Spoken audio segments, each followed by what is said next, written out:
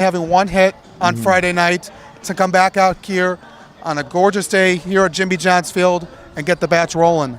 Well, I think the frustrating part is the bats haven't been there, but the pitching has. The last 2 games, they've given up a combined 4 runs. One of the newest Diamond Hoppers, Ryan Carolden, went 7 innings in the his first game out of Wayne State here at the USPBL in a non-public game earlier this week.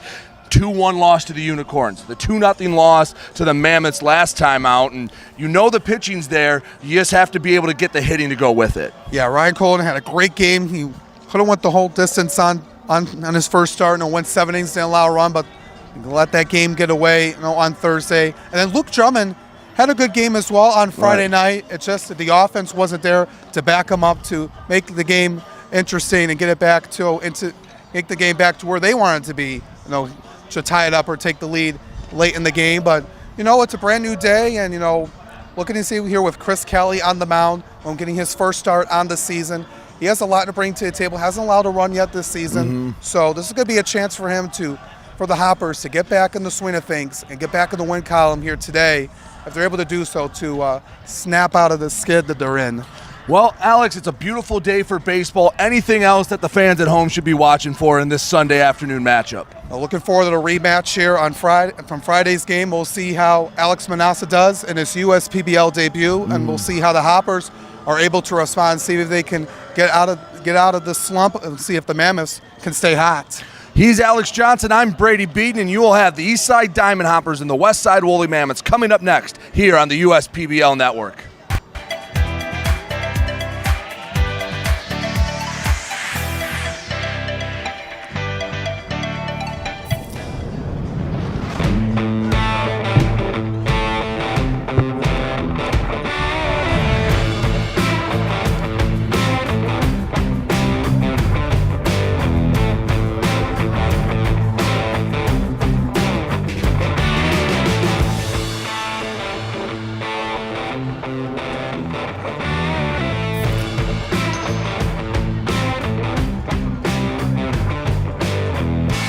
There are many things you can rely on in this world, like a sunny day brightening your mood, your mom baking the world's best apple pie, and never a dull moment in running your business. And when it comes to time-consuming HR tasks, you can rely on Tryon. Tryon can handle payroll and taxes, employee benefits, and more, so you can stay focused on attracting and retaining the best talent. With Tryon, you don't have to grow it alone.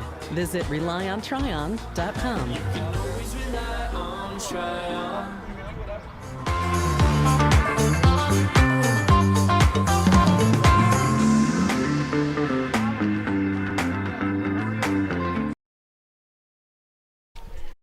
Back in the booth here at Jimmy John's Field, Brady Beaton alongside Alex Johnson. It's going to be a beautiful day for some Sunday baseball. But first, let's see who makes this broadcast possible on Little Mermaid Day here in Utica, Michigan for the Woolly Mammoths and the Eastside Diamond Hoppers. Take a look at those that make this broadcast possible.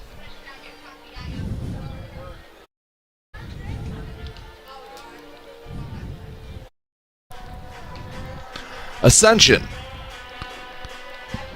Belford Property Restoration, Budweiser, Dave & Buster's, DTE, Fifth Third Bank, Jarbcom Audio and Video Solutions, Jimmy John's Sandwiches, Macomb Community College, McLaren Macomb, McQuaid Heating, Cooling, Plumbing, and Refrigeration, Metro Detroit Chevy Dealers, Pepsi, Scott's,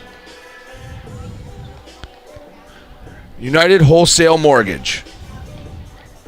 Thank our sponsors for making this broadcast possible. And before we send it back to break, let's take a look at how both teams line up today. The Westside Woolly Mammoths taking on the Eastside Diamond Hoppers. One team trying to get back above 500. The Diamond Hoppers started 3-0. They'll take on the Mammoths, who are feeling good about themselves. Leading off in center field, Burl Dixon. Nick Webb is batting second at first. Francis Florentino is in right, batting third. Alex Steinbach bats fourth, playing third. Priamo Lazada is the designated hitter, batting fifth. Duncan Hewitt behind the dish, batting 6th. Denver Blins at short, batting 7th. Reese Trahey at second, batting 8th, and Ward Hacklin in left, batting 9th. Alec Manassa, the newest Mammoth on the mound. Alex, when you look at this lineup, what do you see? Who are you looking to have a big game? Looking at the top 3, Burl Dixon, Nick Webb, Francis Florentino, are going off to the season strong, especially Francis Florentino has the top average in the league right now at 526, topping a lot of categories, so watch him to have another great game here today. Let's see how they will stack up against the Eastside Diamond Hoppers. They come in on a 3-game losing streak, leading off at short, Alex Pupp. Anthony Flores, the center fielder, bats 2nd. Noah Marcuse at 1st, batting 3rd. Bryant Schellenbarger's out in right. He's at the cleanup spot. Chris O'Neill at the hot corner, bats 5th. The catcher, Whit Hughes, bats 6th. Chris Iazetta batting 7th in left.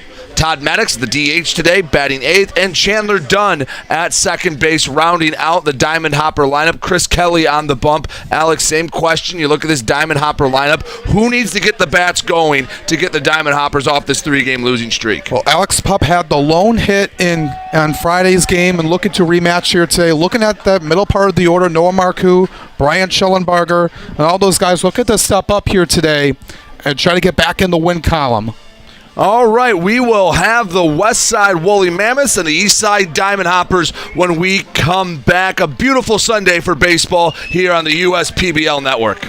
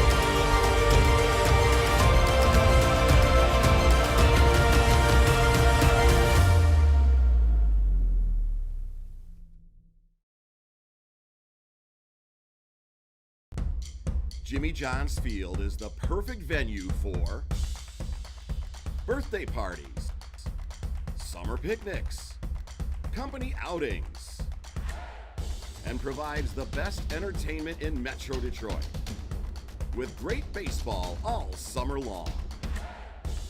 Spend your summer nights under the lights at Jimmy John's Field in historic downtown Utica.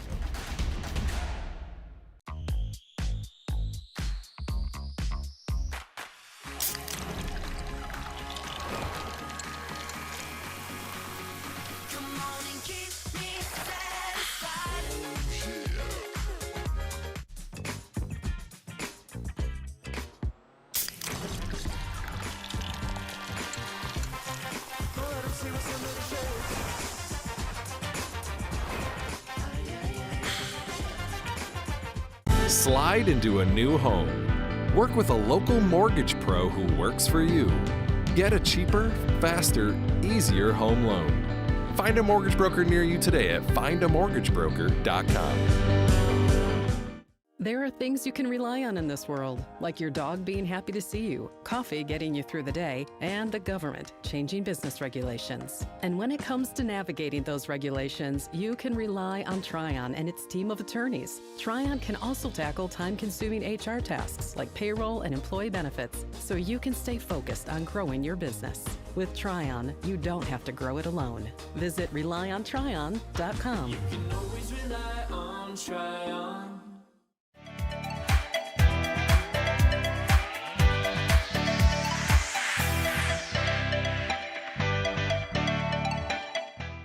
You hear about the promo that Jimmy's John's got going on? 5 off 20? How they pulling it off? Magic? You got David's Copperfields in there? Show yourself, Copperfields! Jimmy John's. $5 off orders of 20 or more.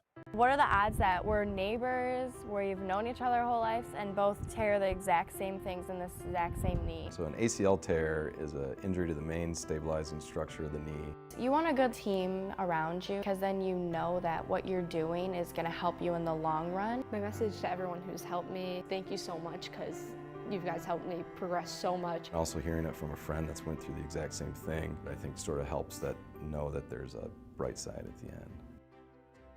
They call me Prospects. Since the day I was born as a diver's watch, the challengers of the world have taught me many things. Life is not a numbers game. It's about challenging ourselves. No matter what happens, just follow your heart. These pioneers drive our generation forward. Not by setting records, but by never giving up. Keep going forward. Prospects. Available at Lucido Fine Jewelry.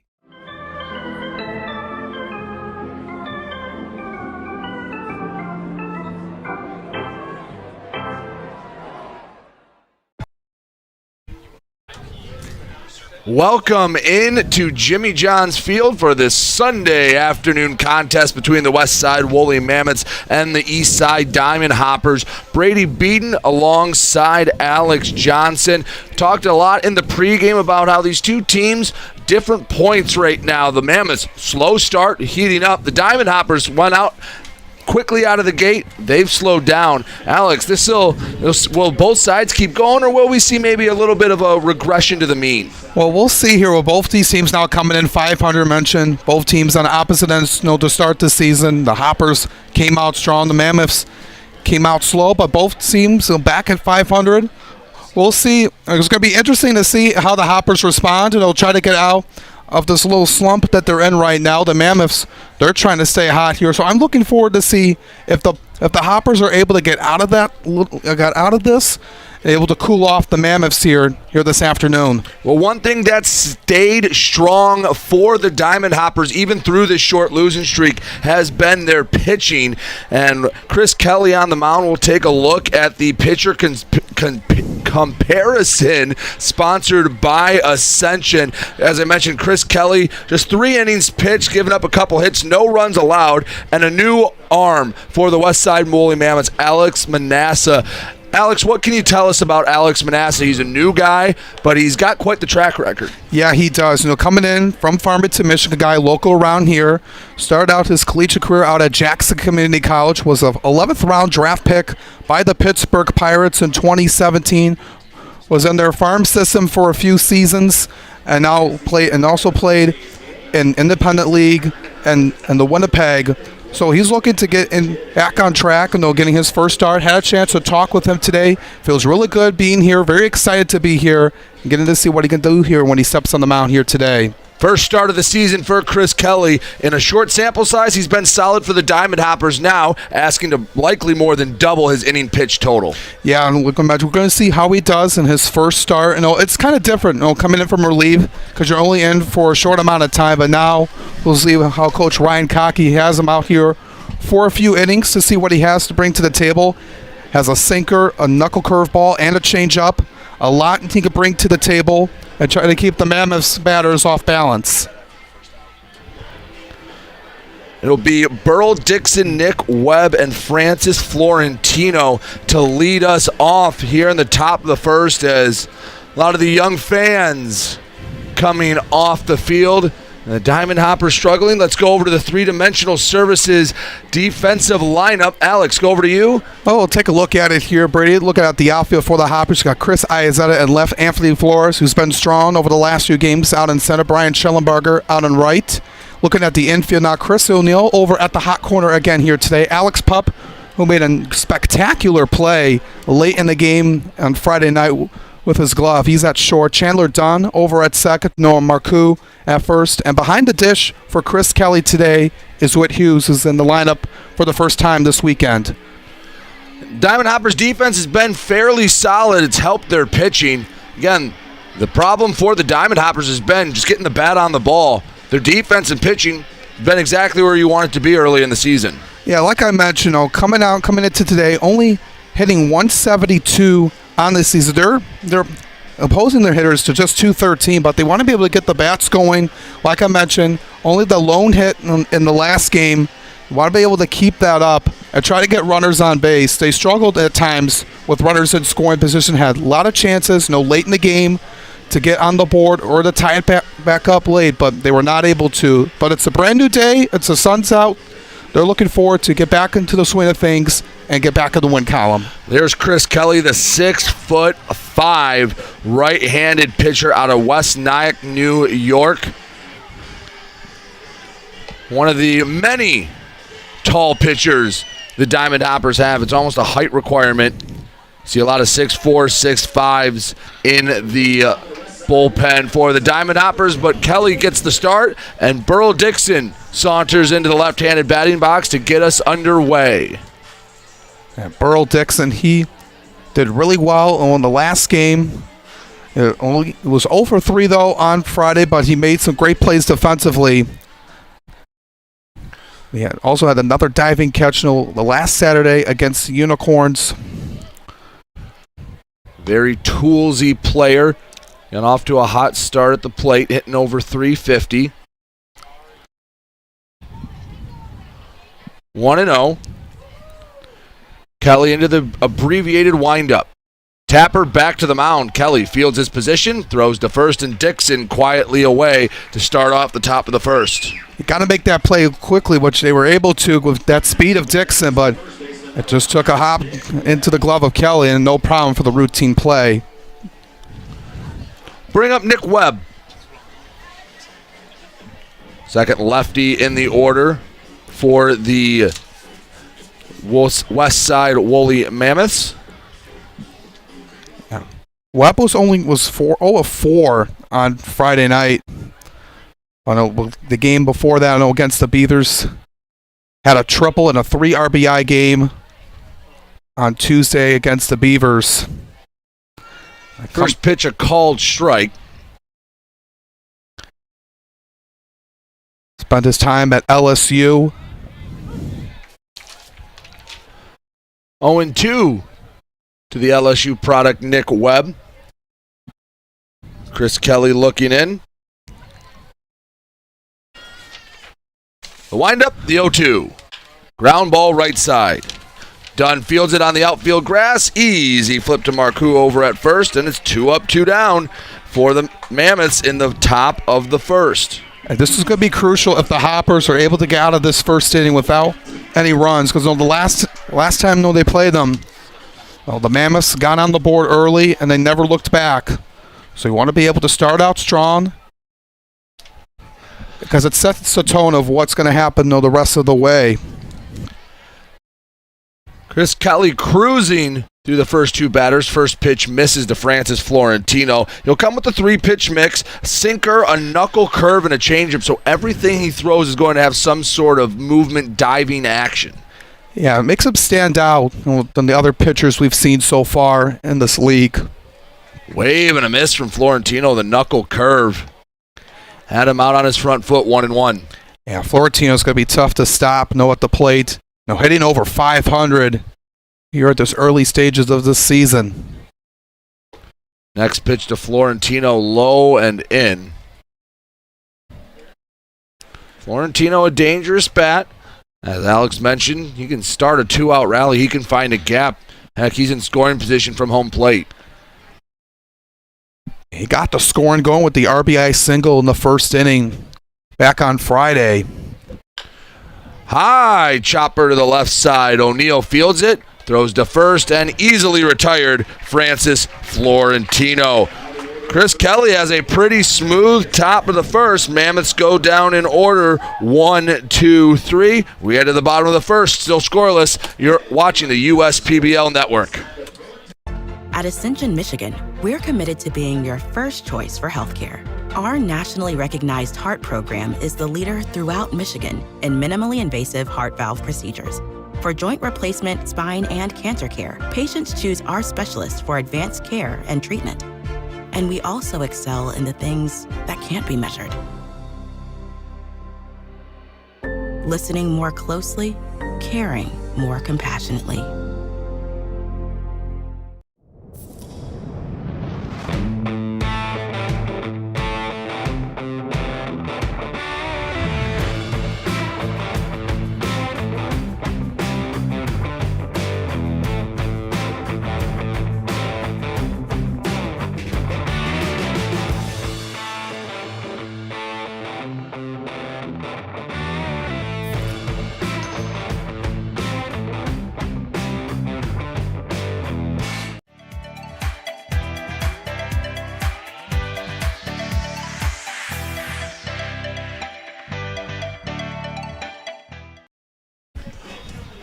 Bottom of the first, as the Eastside Diamond Hoppers come up to bat. Means the Mammoths in the field. Let's take a look at how the Mammoths are aligned with our three-dimensional services defensive lineup. Alex, how are the Mammoths going to look defensively today? Well, Brady, take a look at what Coach Jellikowski drew up here today. Ward Hacklin out in left field here this afternoon. Burl Dixon out at center. Francis Florentino out on right.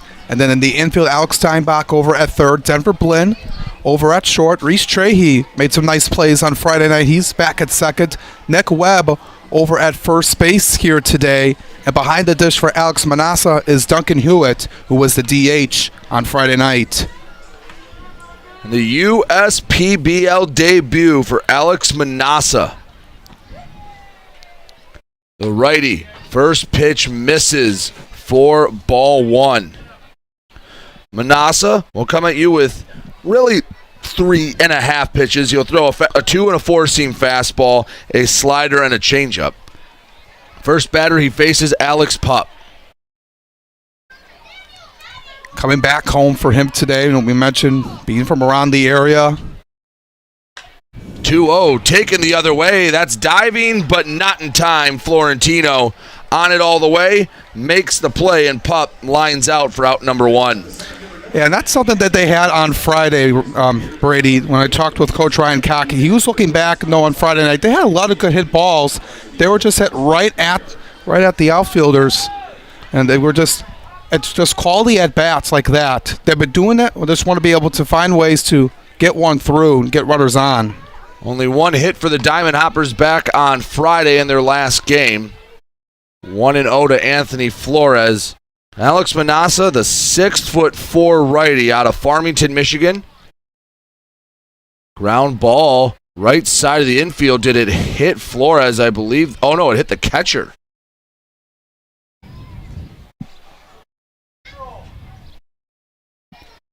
Hewitt caught his knee. Duncan Hewitt going to take a second.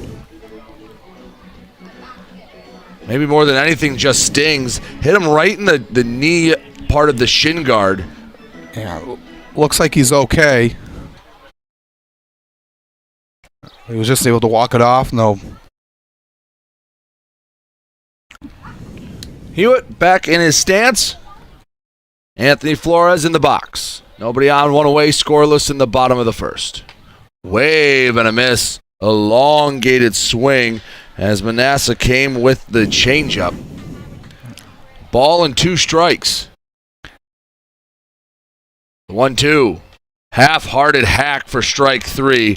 Flores heads back to the dugout, and Manassa had him in knots that entire at-bat. Yeah, he did. And it's going to be interesting, a guy you haven't seen before, the first time through, getting a chance to see what Manassa shows at you. And, when you see him the second time up, they'll make those adjustments, but... Well, it's a give and take, too. He's also not very familiar with a lot of these hitters, so you're relying on Duncan Hewitt, your catcher, to really guide you through this lineup. A ground ball grabbed by Webb, turns around, flips to Manassa. How about it? The snow cone grab from Webb, flip to Manassa, and the Diamond Hoppers go down in order. Quick first inning, 3 up, 3 down for each side. We head to the second. You're watching the USPBL Network.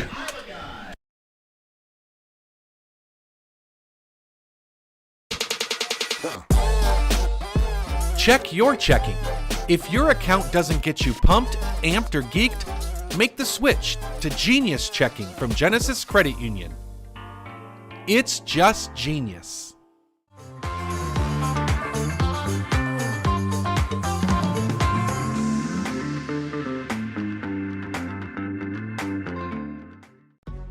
With a transforming world, we can see how drastically the world is heading towards automation. And so, we need 24/7 surveillance and security systems for our homes and businesses to avoid any theft or breach of privacy. JARBCOM brings the installation of security cameras to the tip of your fingers with our state-of-the-art mobile app.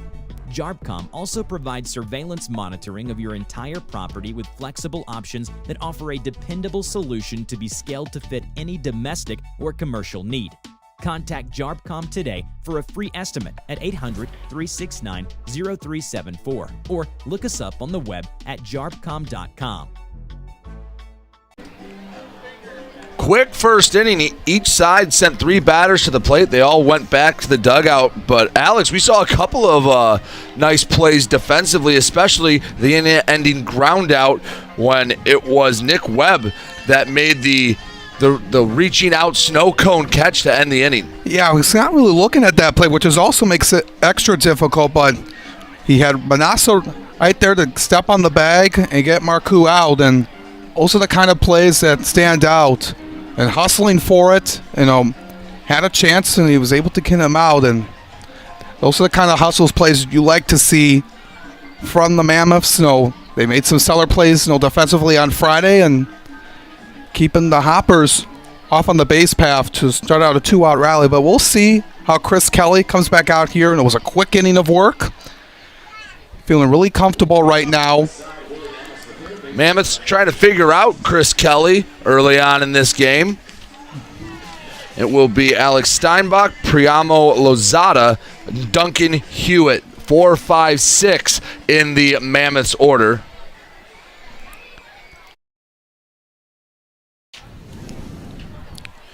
Steinbach, right-handed batter, struggling a bit to start the season. Average below the Mendoza line of 200. Watches strike one go by.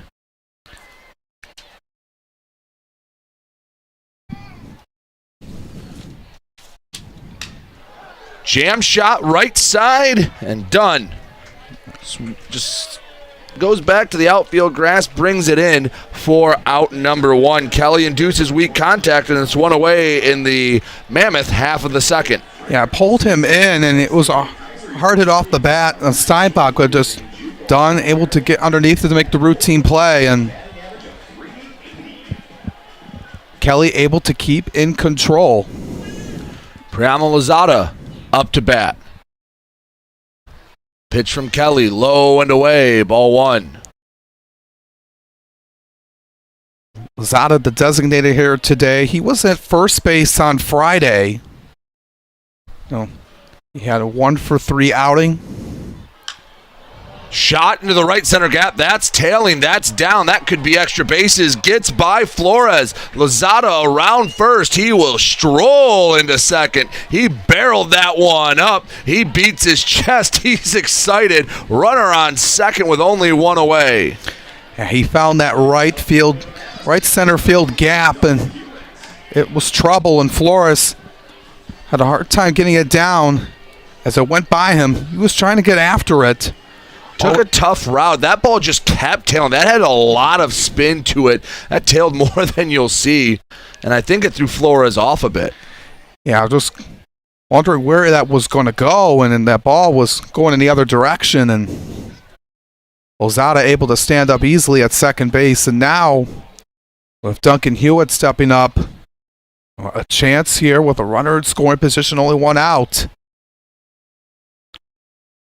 1-0 to Hewitt. Catcher with a chance for an RBI. Foul tip off the end of the bat, a ball and a strike. That was a second double on the year for Lozada.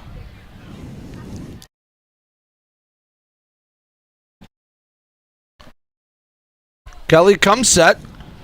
The 1-1. Check swing, doesn't matter. Called strike anyway. Took something off that pitch at the knees. Hewitt in his 3rd year with the USPBL. Spent time with the Unicorns and Mammoths last year.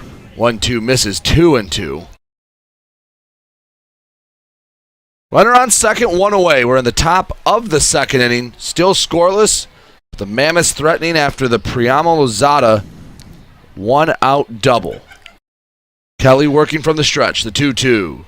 Check swing, did he go? They're saying he did. Drop third strike. They'll have to throw down to first to complete the play. Hewitt retired. First strikeout of the day for Chris Kelly. Brings up the shortstop, Denver Blinn. Yeah, he was trying to hold up as that one, went by him, and unfortunate there. You would have wanted that one back.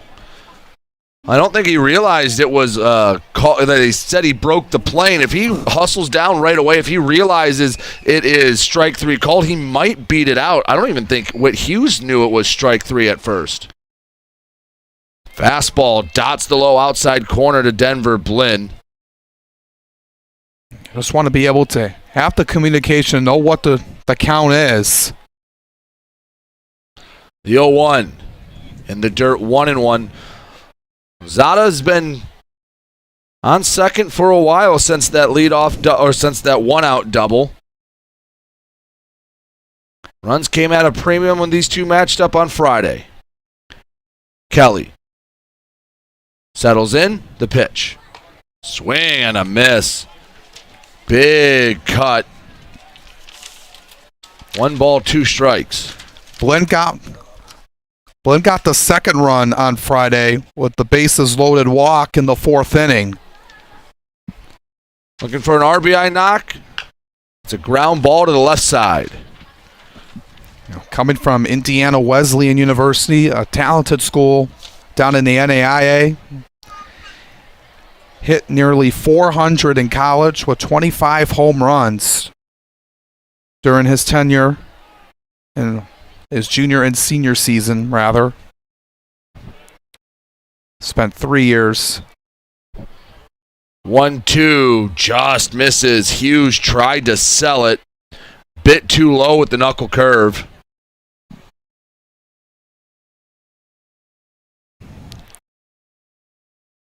Don't want to let this opportunity go to waste for the Mammoths. 2-2, shot the other way. That's trouble down in right field. Schellenbarger picks it up. They won't test his arm. They hold Lozada at third. So the bloop single puts Denver Blinn aboard. Runners on the corners, 2 away. Reese Trahey up to bat. Yeah, that's fortunate for the Hoppers that Lozada didn't come around to score on that play. He was held up at third.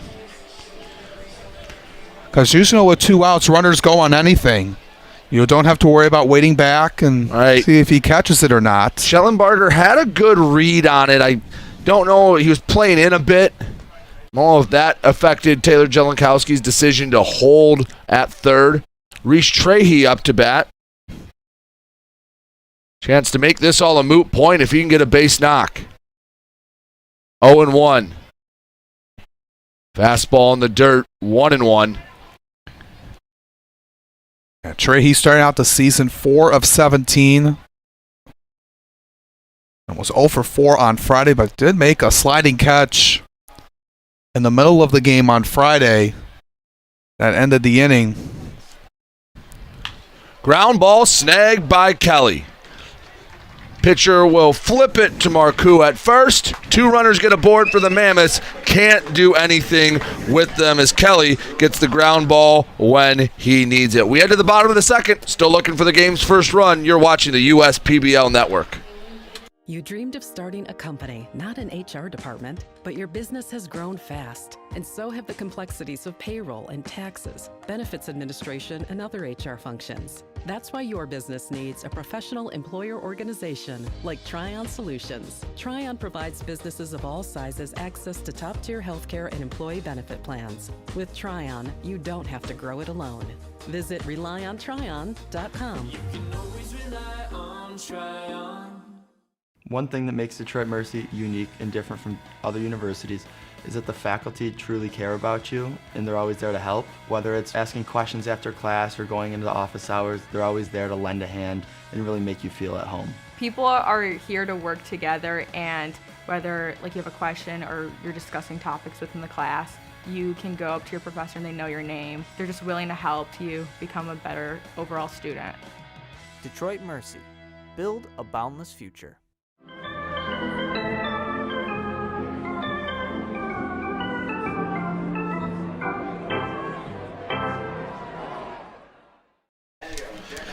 Still scoreless here at Jimmy John's Field. Brady Beaton alongside Alex Johnson, the Westside Woolly Mammoths and the Eastside Diamond Hoppers for a little Sunday matinee baseball action. Middle of the Diamond Hopper order coming up, Brian Schellenbarger, Chris O'Neill, and Whit Hughes coming up to bat. So Alex Manassa, first inning of work, he looked pretty comfortable out there. Yeah, 1, 2, 3 inning. Looking to keep that up here in this second inning of work. And they'll face in the middle part of the lineup, Schellenbarger, O'Neill, and Hughes.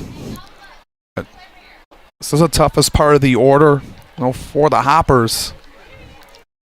A guy like Schellenbarger who coming in with a 111 average, but still a very talented player to look out for. 1-1 the count after the swing and miss from Schellenbarger. Only has the 2 hits, but he's gotten on base. He's worked 3 walks. And early in the season, those numbers don't mean a whole lot in such a limited sample size. Yeah, especially early on, guys, getting into the swing of things and making adjustments. Once you get to that part of the season, like mid-June, July, August, when guys pick things up. 2-1 outside, 3-1. Yeah. And there's a reason why in the major leagues you really don't form an opinion, a hard opinion on a player until about 500 plus at-bats. So just a dozen or so early on, nothing to get worked up about. High pop-up back into the stands. Counts full to Schellenbarger. Did have a stolen base on Friday night and was 0 for 3, but we'll mention, once he gets more at bats, gets some more repetitions. 3-2. Backdoor breaking ball. Beauty of a pitch from Manasseh. Looked like the slider. That's a heck of a pitch on 3-2 to a good batter in Schellenbarger. Yeah, that was a risk he took, and some of those times it could go either way, but it was set up perfectly by Hewitt, and that was a great location by Manasseh to send Schellenbarger back to the dugout. He hit his spot. That's a big-time pitch from Manasseh early in this game. Brings up Chris O'Neill. Watch ball 1 go by. Change up on 1-0. Gets the zone for a strike, 1-1. And the first thing that's jumped off to me about Manasseh, Alex, is he works extremely fast. Yeah, even with the pitch clock, that doesn't faze him at all. That's something that a lot of players in the league have had to adjust. And Manasseh he's just ready to get back to the mound, ready for the next pitch. He stepped on. The clock started at 15. He was in his windup by 13. Yeah. He just wants to go. Not giving any time for the batter to take a breather. Whoa, buzzing the tower up and in. The off speed, and well, I know it's not in the 80s or 90s, but 76 miles per hour coming at the chin. Little scary, and Chris O'Neill had to bend out of the way. 3-1. Flare to the right field, and that drops in for a base knock. Alex, you talked about all the hard hit balls they had last game. They get a little bit of a break with a bloop hit. Yeah, they do right there, and Trehe and Florentino just fell right in between them and on that side. And looking back at it here on the replay, this is seeing it here. It just kind of just blooped up in the air and just dropped right between them. And if you can get something going here. I mentioned only 1 hit on Friday. If they're able to get things together, hit quality at bats, don't chase out anything, and you're. Got him over at first. O'Neill gets on with the single and then is subsequently picked off. So the Diamond Hoppers get a little bit of luck with the bloop hit, and it's immediately erased as O'Neill back to the dugout, 2 away, and now Whit Hughes batting with nobody on. And you're kind of off guard by O'Neill. Like, he was kind of surprised, and Manasseh just picked him off. He was catching him sleeping right there, and then gets a fly ball from Hughes. Routine play, Florentino underneath it, makes the catch, and what looked like it could have been a promising inning for the Diamond Hoppers comes to an end fairly quickly. We've played 2 complete, still scoreless here at Jimmy John's Field between the Mammoths and the Diamond Hoppers. You're watching the USPBL Network. First State Bank is a locally owned and operated business. We're part of your community, At fsbcares.com, you'll find ways that we're making a difference by featuring locally owned and operated businesses, providing access to helpful financial resources, and engaging with community. FSBcares.com is part of our commitment to the neighborhood because strong neighbors mean stronger communities. Where good neighbors do great things. Member FDIC and Equal Housing Lender. The Dave & Buster's method is designed to help you unlearn adulthood and recenter life around zapping stuff and cheering for stuff with your friends. Begin the method today with 5 free games. You know you want to. We're the financial champion of Michiganders. Whether you're a goal-getter or dream chaser, an empty nester or up-and-comer, anyone in Michigan can bank with us. Michigan Schools and Government Credit Union. Top of the third. Still scoreless as both sides looking for their first run in the game. Ward Hacklin, Burl Dixon, and Nick Webb, 9-1-2 in the Mammoths order due up. Mammoths were able to get a little bit of traffic on the base pass last inning, but ultimately couldn't do anything with it. Yeah, they had runners on the corners, and with 2 outs, Lozada had that huge double in the right center field gap, but they were unfortunately unable to capitalize on that. I know, but you got the 9-1-2 hitters due up. And you can see what that part of the order can do, and just got to be crucial. You have runners on base and you want to be able to take advantage of it and capitalize on it, but they were fortunate. The Hoppers couldn't get anything across in their last half inning, so Chris Kelly on through 2 fairly quiet innings. His velocity isn't anything that really jumps off the page. The sinker from Kelly was topped out at about 83, 84 today. Been an extreme ground ball pitcher. Just, it's more about location with him than it is blowing anyone away. Yeah, trying to set up the zone perfectly, able to get guys in off spots to chase after. And if he's able to do that, able to get out of that last inning unscathed, and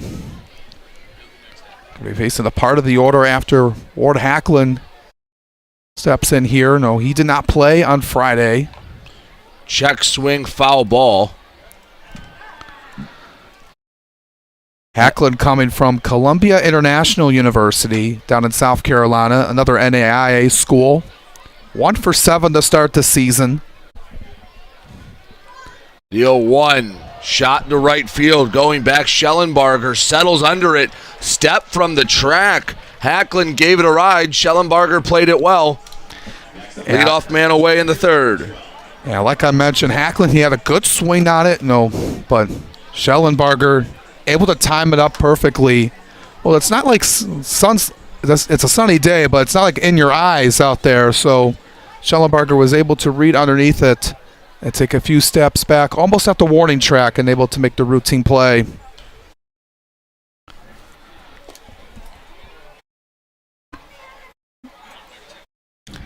Burl Dixon grounded back to the pitcher his first time up. Hasn't been afraid to lay down a bunt this season. A 1-0 misses, 2-0. Good hitters count for the lefty Dixon. Yeah, he breaks a lot. He could do it anyway. See it. It's well. Gets on base. Ground ball to the right side. Easy flip over by Dunn. Very quickly, 2 away. Another ground ball. Chris Kelly pitching to contact and doing so with a lot of success. Yeah, 5 ground ball outs for Kelly so far, and only that 1 strikeout so far. So it's getting a lot on the ground, guys. And hitting softly. Another ground ball over to Dunn. Picks it up, and Webb retired on the first pitch. And a very efficient top of the third. Chris Kelly working really nicely for the 5th third out of the game. Came very quickly after Dixon grounded out to second. And we're through 2.5. Still looking for our first run. We'll come back. It'll be the Diamond Hoppers trying to figure out trying to figure out the pitcher for the Mammoths, Alex Manassa. We'll be back in a bit. You're watching the USPBL Network. Companies are competing for talent like never before. With the complexities of handling tasks like payroll, benefits administration, and other HR functions, it's easy to see how a professional employer organization like Tryon Solutions makes all the difference. Tryon empowers businesses of all sizes to attract and retain talent by offering access to top-tier healthcare and employee benefit plans. With Tryon, you don't have to grow it alone. Visit RelyOnTryon.com. You can always rely on Tryon.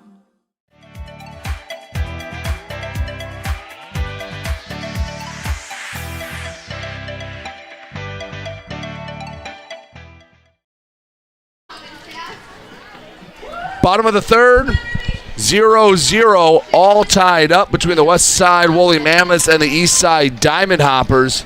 Beautiful Sunday for some baseball. Kids enjoying the game here at Jimmy John's Field. Couldn't have asked for a better day. Temperatures in the low 70s, sunny. It was a very warm and muggy Friday and Saturday. Much cooler Sunday afternoon as Chris Iazetta gets us started in the home half of the third. 7, 8, 9 coming up. Diamond Hoppers got a hit last inning, but O'Neill was subsequently picked off. See if Iazetta, Maddox, or Dunn can do anything about it. Want to be able to get guys on, and we mentioned the hits have been limited for the Hoppers, and something they worked on in the batting cages. To be able to stay aggressive and able to stay disciplined. Check swing, ground ball. I've seen a few check swings from the Diamond Hoppers batters, telling me that maybe they're not seeing the pitch really well out of the hand of Alex Manassa. Like I mentioned, this is the first time you're seeing a guy and you're learning what he brings to the table, and that first time through is always difficult. Big swing and a miss. 1 ball, 2 strikes. Ground ball foul. Slowed it up a bit on him. 1 and 2. Chris Iazetta, right-handed hitting left fielder for the Diamond Hoppers. Manassa into the windup, the pitch. Through the left-handed batter's box, 2-2. And Manassa lost it there.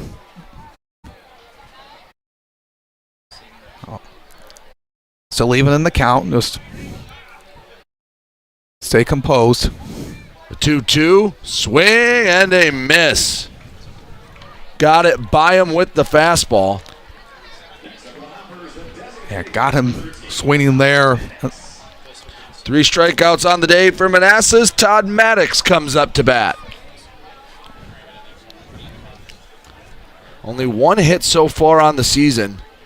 The Diamond Hoppers as a whole have just struggled finding those base hits. Yeah, we mentioned it's been a lot throughout the course of the broadcast. Another ground ball to short.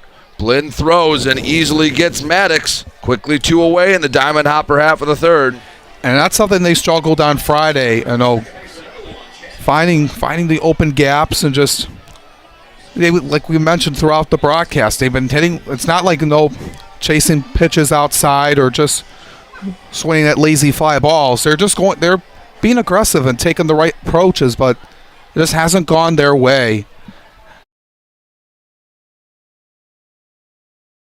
Scored just 1 run in their last 20 innings of baseball. That's a tough stretch for an offense. Yeah, that is. And our last run came in the 5th inning on Thursday against the Unicorns.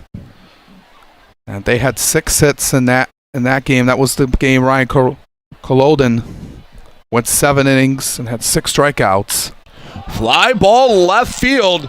Going back, Hacklin, he looks up, and how about that break in the streak? Right on cue. Chandler Dunn puts one over the left field fence. 1-0 Diamond Hoppers in the third. That's something to get the Hoppers going. They needed that. Their first run since Thursday, and we talked about it. Maybe that can something to get them something going here. As that one just stayed down the left field line fair, right next to that foul pole. Oh. He didn't necessarily hit it a mile, but he hit it in the right spot over the left field fence. Lucky fan going home with a souvenir. And breaks the scoreless inning streak, and it gives the Diamond Hoppers the lead. And Manasseh, who looked like he was in cruise control, now finds himself down. 1-0, misses inside, 2-0. Hacklin also wasn't making sure if that was going to stay fair or was going to go foul. Just tucked it inside that left field foul pole. Swing and a miss in 2-0. Alex Pup hit it pretty well to right field his first time up, lined out. 2-1. Misses up high, 3-1. Nassau, the first time through the order, didn't walk anyone, gave up the 2 hits, 3 strikeouts. In danger of walking his first batter, the 3-1. Flare to the right side, that's trouble. Florentino comes in, gets away. Pup around first, he puts on the brakes. Florentino upset with himself, thought he had it. And Alex Pup gets the bloop single, and it's back-to-back hits for the Diamond Hoppers. Yeah, they're causing 2-out rally here. But looking at that last play, Florentino, I like his aggressiveness here, going for it. Just flared up in the air. Florentino just off the side of his glove. He thought he had it and was just disappointed about that one. Trying to make that heroic play. Well, on a softly hit ball like that, you know you can lay out, and it's not going to get by you. It's not going, and if it does, the second baseman, Trey, he was going back, so he makes the dive, still holds him to a single. It's not going to roll all the way to the wall. Yeah, it wasn't going to that way. There's still a lot of room out there. But Pup was able to be held just to a single. And Anthony Flores trying to keep the rally going. Off speed. In on the hands, but over the plate for a strike. 1-1.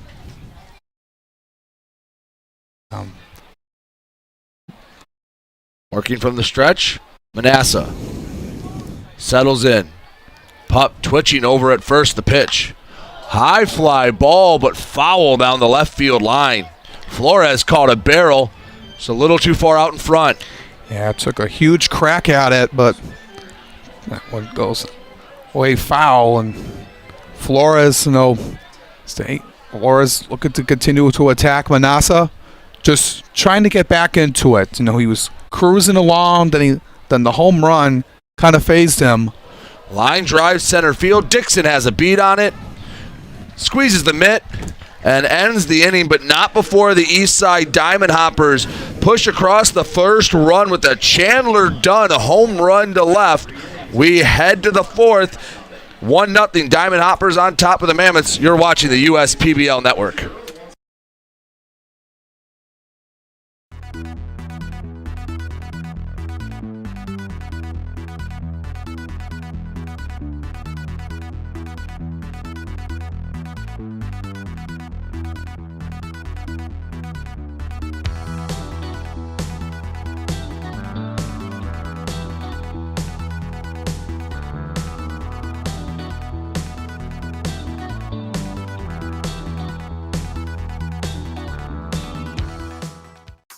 Bank. Yeah, it's a quirky name.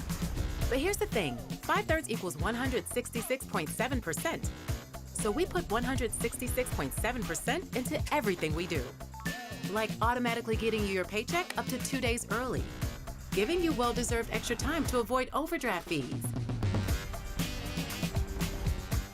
helping you borrow from your future self. This is banking a Fifth Third better.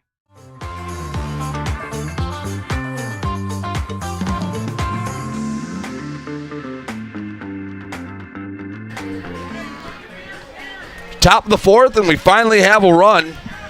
Home run from the Diamond Hoppers. Chandler Dunn made it 1-0. Mammoths looking to answer. The heart of the order coming up to bat. Francis Florentino, Alex Steinbach, Pregame Lozada due up. As Chris Kelly looking for another scoreless inning. Yeah, he has been tough to stop on the mound. Chris Kelly is going at it on the Mammoths, making them hit softly on the ground, not letting them give any chances to go into the outfield. But Manasseh, you see him there, is taking a minute. He's made one bad pitch really today, and it's cost him the lead. Like I mentioned before the break, he was in control, getting himself adjusted, feeling comfortable, and then Chandler Dunn set one just over the left field fence. That caught him off balance, and then he allowed that bloop single off of Florentino's glove on the next batter to pop. Florentino barrels one up into left. That's a nice response from the league leader in hits. Gets number 11 on the year with a line drive shot to left. And he's always tough up to bat. He just took it right at it between third and short, and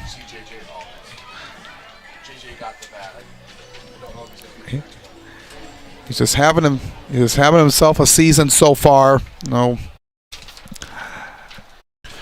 Runner on first, nobody out. Kelly misses the first pitch in the dirt, and you have to imagine that's what he's going to go for. Pitches low, try to get the ground ball and twist it. Yeah, that's been his go-to. Not letting guys hit in their comfort zone.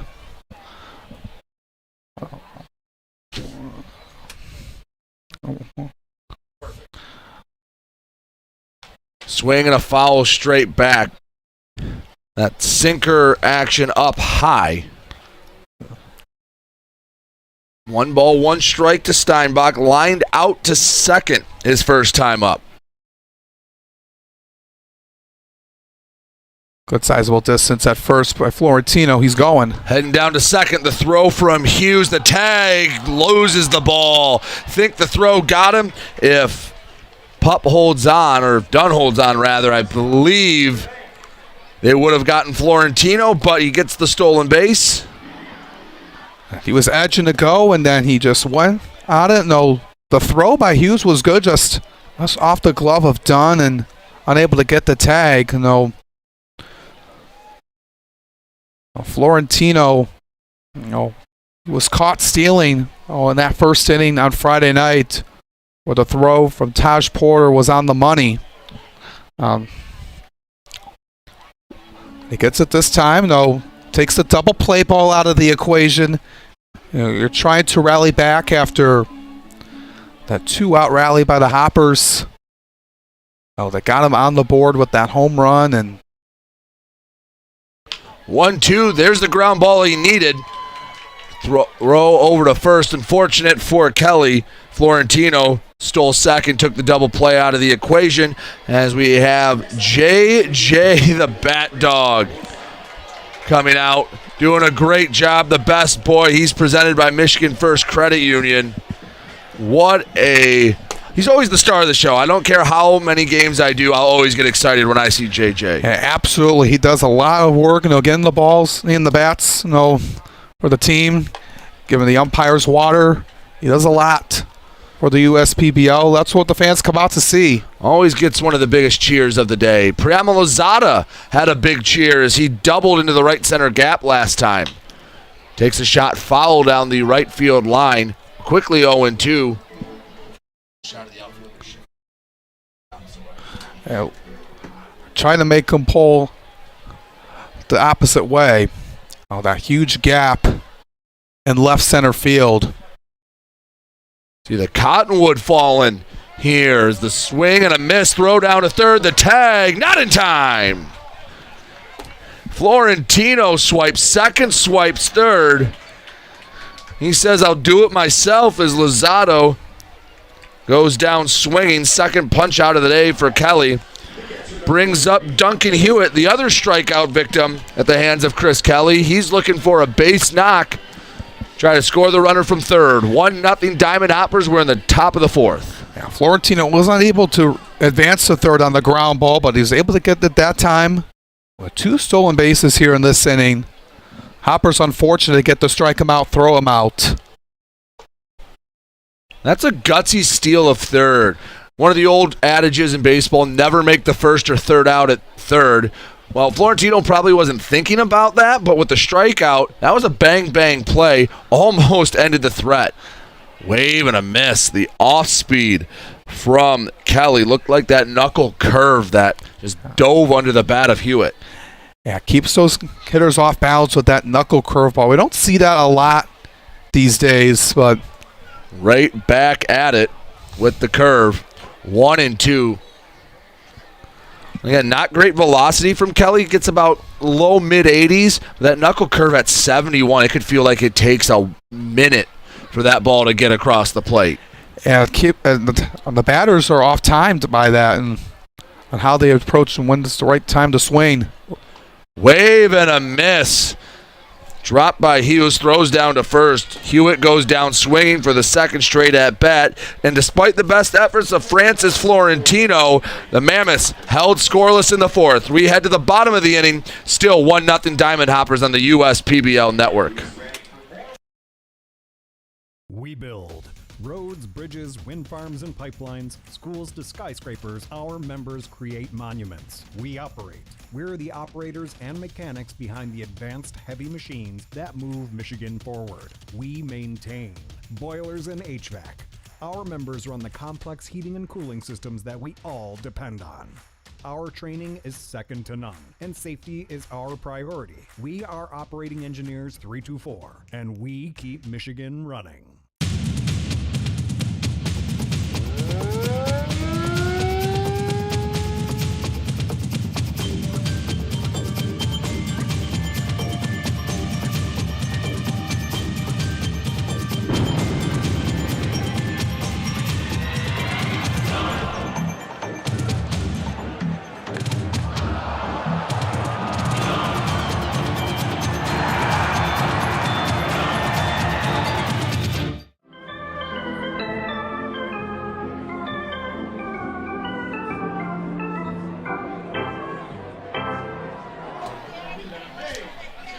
Bottom of the fourth, 1-0 Diamond Hoppers.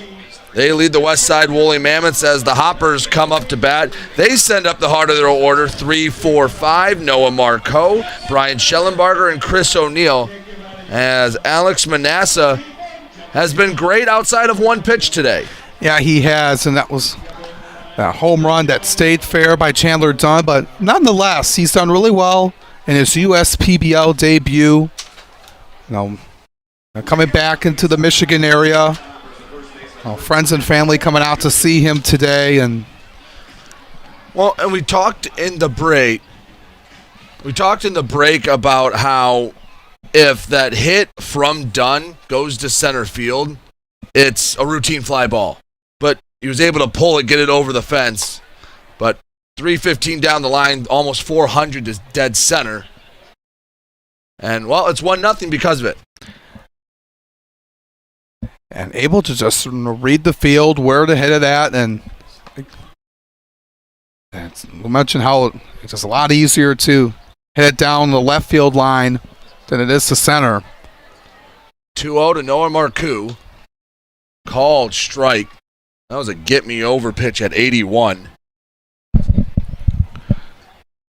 Marcoe was 0 for 3 on Friday. Another Michigan native. He's from Saginaw. It's a ground ball, and it takes a hop into the right field. As despite the best efforts of Trahey, Marcoe just put too much on it.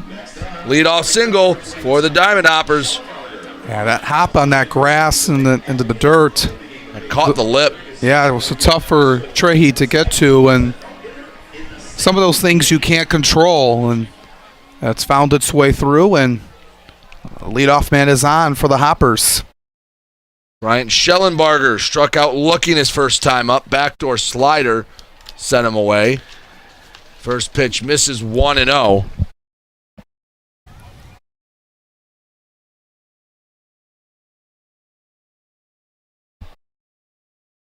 It's a guy looking to get something going. 2-0. From Mount Vernon, Ohio, played at the University of Akron in Division I in the MAC. Schellenbarger jackknifes out of the way of the 2-0 to bring it to 3-0. It's a guy that hit .234 last season with the Hoppers. Had 9 extra base hits in the 35 games he played.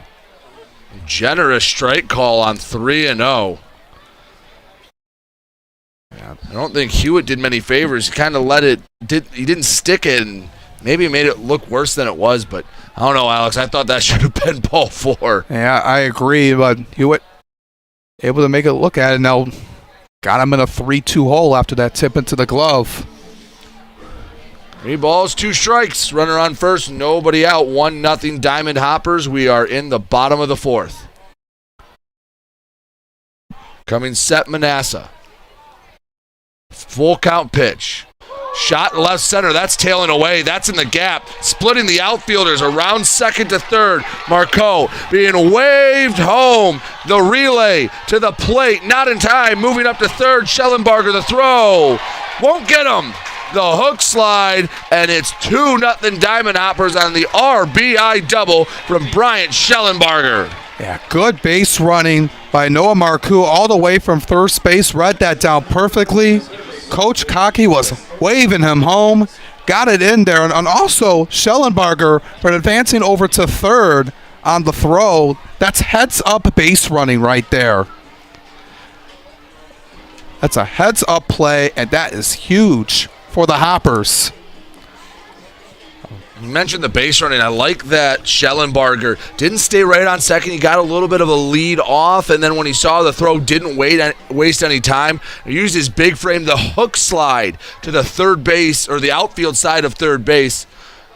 Really just was the cherry on top. Infield in as O'Neill pops up. Hewitt on his horse. It goes into the stands. 0-1. Hewitt was thinking about it, thought he had a chance, but out of his reach.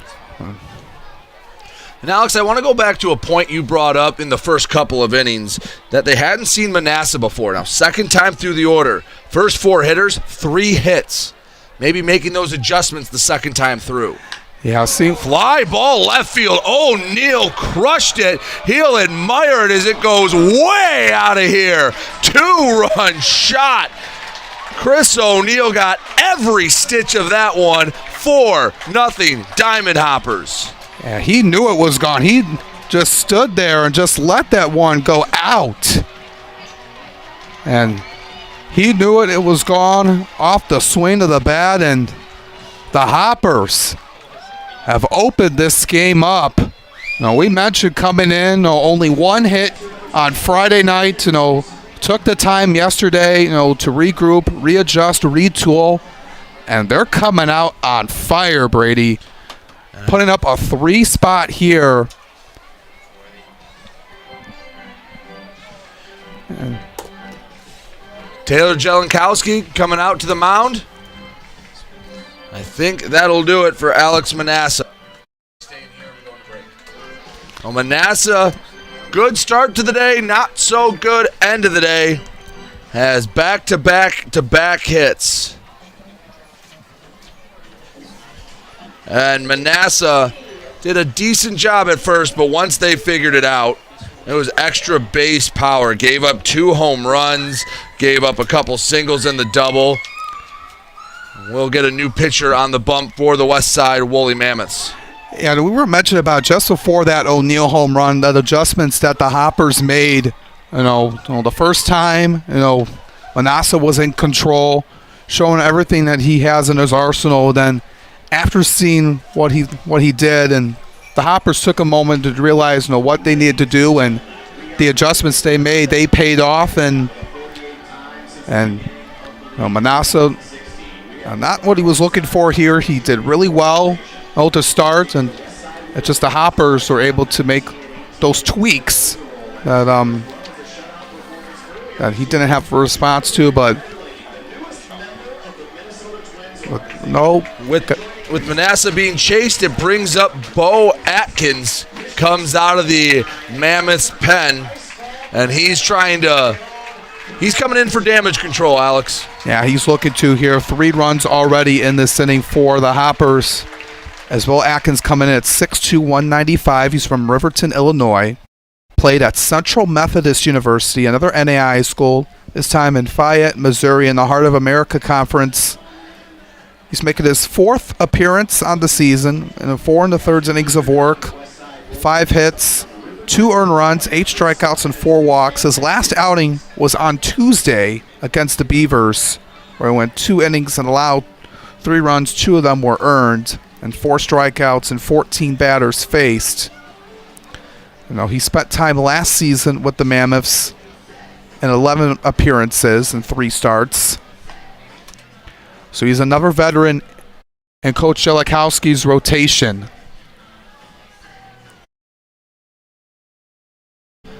Almost as if the inning hit the reset button. It would be Hughes, Iazetta, and Maddox after the 2-run blast from Chris O'Neill. And Alex, that's one of the farthest home runs we've seen all season long. Yeah, that one went over that tarp by the flags in left center field. Those flags are probably, a good 30, 40 feet past the fence? Yeah, roughly so. Some fans enjoying what they're seeing, especially if they're here supporting the Diamond Hoppers. Talk about the offensive funk they were in. They had scored, after the first 2 innings, it was 1 run in 20 innings. Now 4 in the last, not even 2 innings of work, as Bo Atkins misses with ball 1 to Whit Hughes. And there's still nobody out, so a lot more in store for the Hoppers. Atkins gets a ground ball to the left side. Blinn can't handle it, and Hughes reaches. And just off the grip of his glove, and it just popped out. I can pull up. They'll give the error to Blinn, so put it in the book as an E6. Runner gets aboard as Chris Iazetta comes to bat. Atkins, 4-pitch mix. He has the fastball sinker combo. Has the curveball, the slider, and a forkball, which is a type of splitter. It'll have that dropping action. Let's see how the Hoppers respond with the new pitcher here with Atkins. Slider got him swinging. 0-2. Atkins just needs to get that out. It feels like the Hoppers have all the momentum. Yeah, they do. They just need to just relax here if you're the Mammoths. Down 4-0 in the 4th inning. You don't want to lose confidence. 1-2, wave and a miss. Change-up had him. There we go. Or the forkball, I should say, dropped underneath. Yeah, the Mammoths desperately needed that. Iazetta down on strikes for the 2nd time today. Runner on first with 1 away as Todd Maddox comes up to bat. Grounded out to short his first time up. Sure, Atkins would love an encore of that. Get a 2-ball, get him out of the inning. Yeah, that's what he's looking here. This has been a lengthy inning for the Mammoths. Getting tired out there in the outfield. So slider had Maddox swinging, 0-1. Slider again, too far off the plate. A ball and a strike.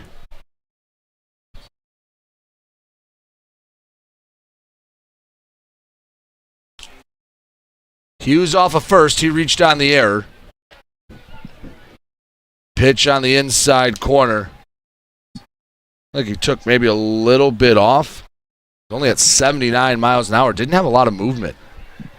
Yeah, not bringing out in the heat here, but. Strike 3 called. Got him at the knees. Back-to-back strikeouts for Bo Atkins. He's doing a good job coming out of the pen, settling this down. Remember, the only base runner he gave up was on the error, so he's thrown 3 out so far. Yeah, those right at the knees, set up perfectly, and I like what he's been showing here. And like you said, not coming out with the speed, but the pitches that he's thrown. Fastball away, ball 1.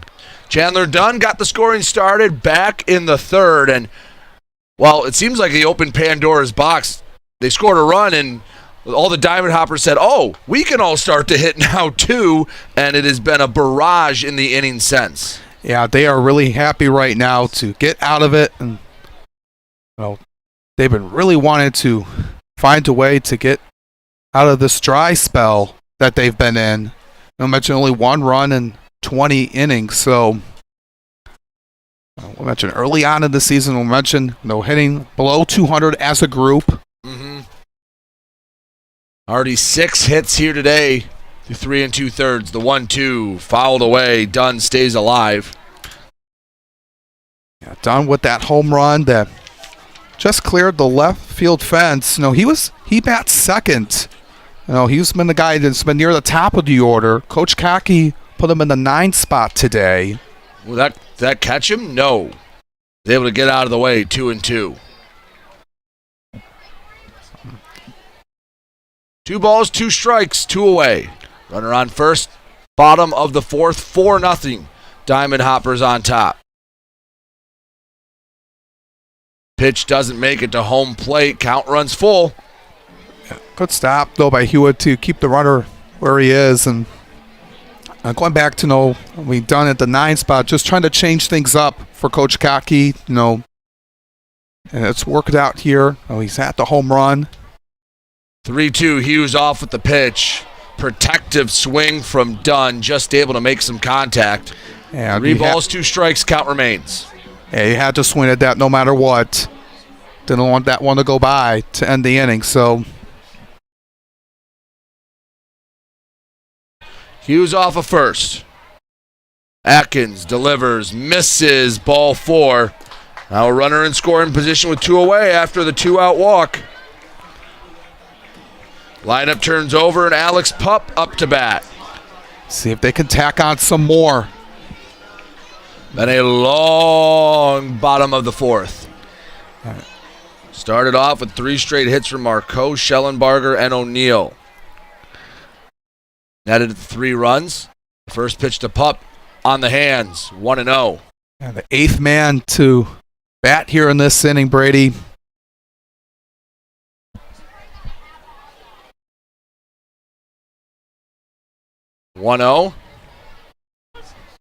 Called strike on Pup. I think Hewitt maybe stole that strike. Yeah, I think he did. Pup thought it was a ball. That's about the same spot, except that time Hewitt was set up inside, so he couldn't frame it. He had to go on the backhand. That really wasn't too dissimilar from the previous pitch. Yeah, that wasn't. If that didn't happen, it would be 1-2. So it didn't have to move out of the way.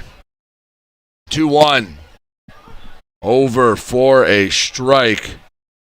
The off speed was middle. That's a pretty good pitch to let go by if you're Alex Pup. Oh, the 2-2 situation, it's a tough one to take.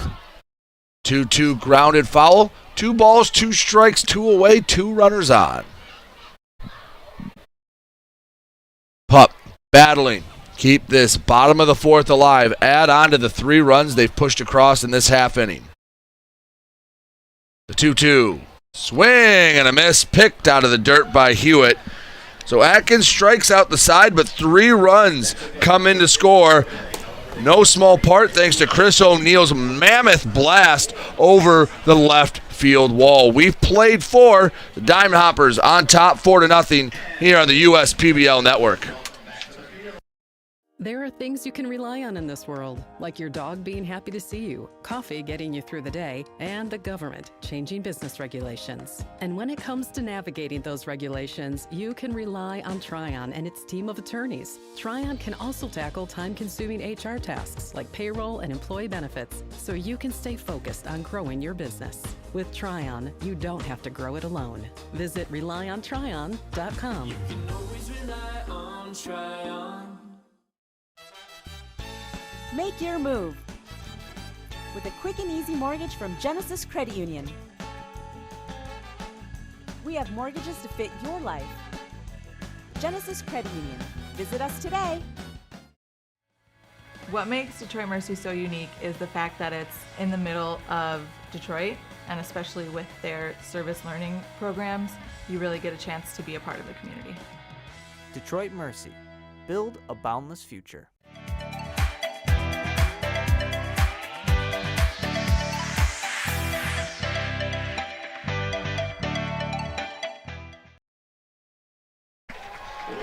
Mammoths have some work to do. They trail the Eastside Diamond Hoppers 4-0 in the top of the 5th inning.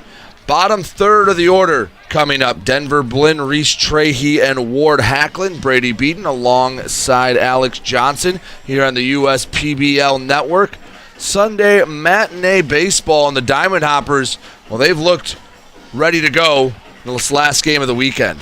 Yeah, they came out strong, having a 3-run inning. And so they were looking to capitalize on it. We mentioned all the struggles offensively. Those are out to the wayside.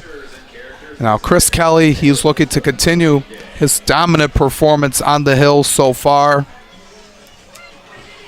Kelly's gone 4 innings. He's given up the 3 hits. Only a couple players really hitting the ball hard off of him. Yeah, looking at the ground, at 7 ground ball outs, 3 punch outs. Has allowed 3 hits, not allowed any free passes yet either. So that's the big one. Throw strikes. Give your defense a chance, and defense held up behind him. Denver Blinn has a hit off of Kelly, singled his first time up. Takes a hack at the first pitch, 0-1.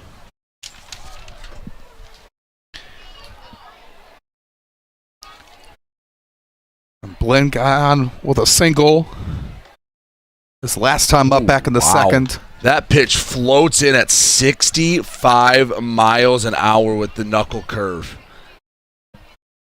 That is a slow pitch. You don't see that really often, and just keeping him off balance. And strike 3 swinging. And Blinn never looked comfortable in that at-bat. Heck of a sequence by Chris Kelly. He's fanned the last 3 Mammoths he's faced. Yeah, and Blinn was just confused on that pitch before at 65. Like, what was that? And Kelly is in control. We mentioned how would he handle being in a starting role here today, and it's different than you're coming in from the bullpen, but it's not phased him at all. No, he only had 3 innings of work on the season before this start. Now in the first 4 1/3 rather, hasn't given up a run. 2-0 to Reese Trahey. And that's something I talked with Chris Kelly before the game, that he was only going to be able to stay strong and trust his stuff.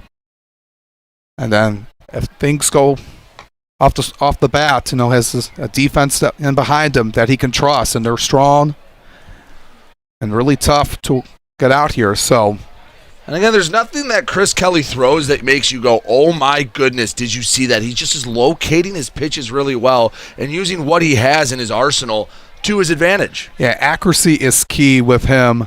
Oh, that missed for ball 4. I thought that was going to be strike 1. It was not a bad pitch. Alex, did I miss something? Oh, it was just a perfect pitch that the umpire disagreed with. But, besides that walk, he's been solid. And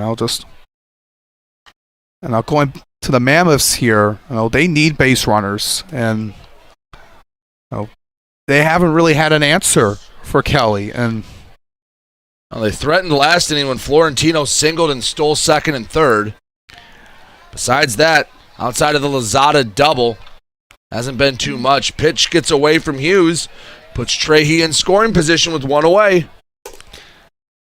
I don't want to let those mistakes happen. I don't want to give the Mammoths prime scoring position. They were unsuccessful, in the second when they had that one out double and then runners on the corners with 2 outs in the second. 1-1 to Hacklin. Line shot up the middle, coming over Dunn. Fields it, throws to first. Hacklin hustling, made it a close play, still retired. Yeah. 2 away, Trahey up to third on the play, and the lineup turns over, and Burl Dixon looking to get the Mammoths on the board. Yeah, it looked like it was coming right at Kelly. Getting it out of the way, but as you can see there, just let it Dunn make the routine play over at first, even though you let Trahey advance. First pitch to Burl Dixon misses away, ball 1. Couple of bounce outs for Dixon, the pitcher and second baseman respectively.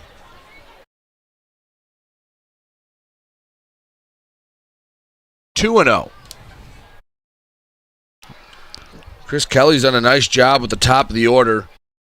1 through 4, 1 for 7 today with 1 for 8 today with 7 groundouts. And that's something we talked about. They were going to be the key part. That 1, 2, 3.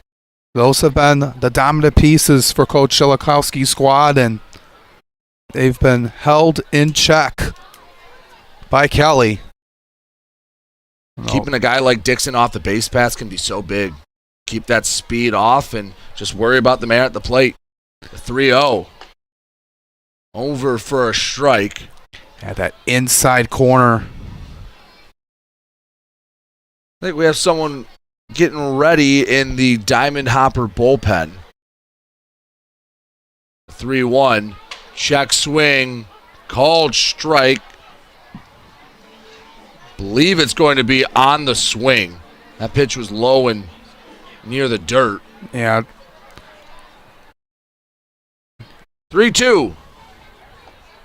Ball 4 anyway, becomes a moot point back, or second walk of the inning. Runners on the corners. Nick Webb up to bat. He's grounded out to second twice here today.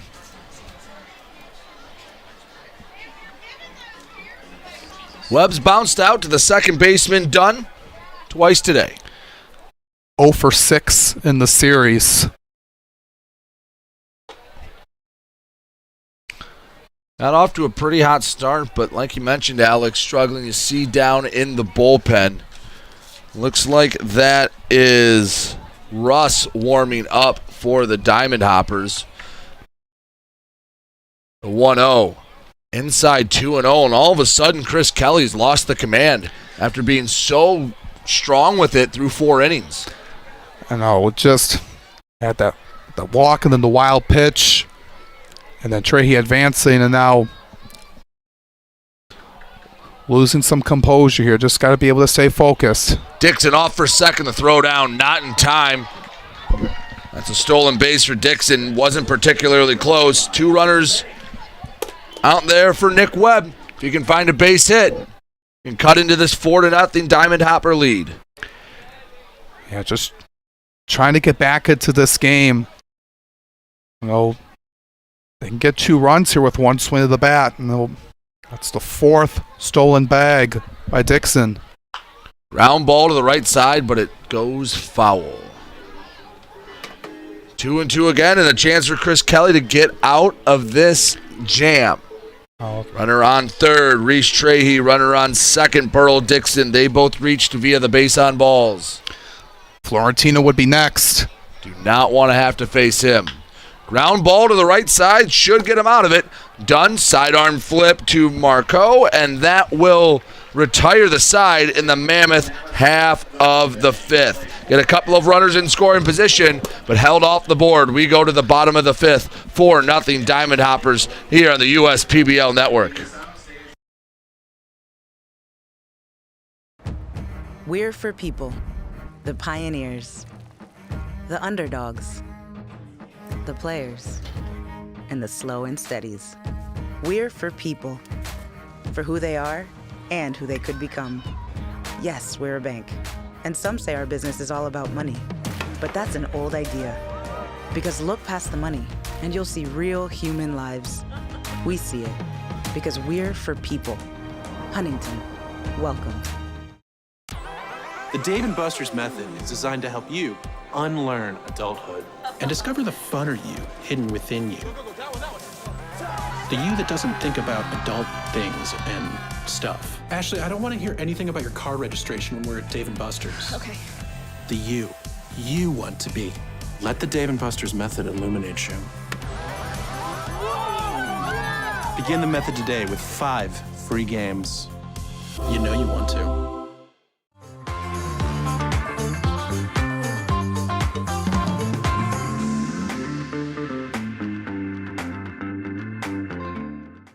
What are the Eastside Diamond Hoppers enjoying a 4-0 advantage as we are in the middle innings. Bottom of the fifth, 4-0 Diamond Hoppers.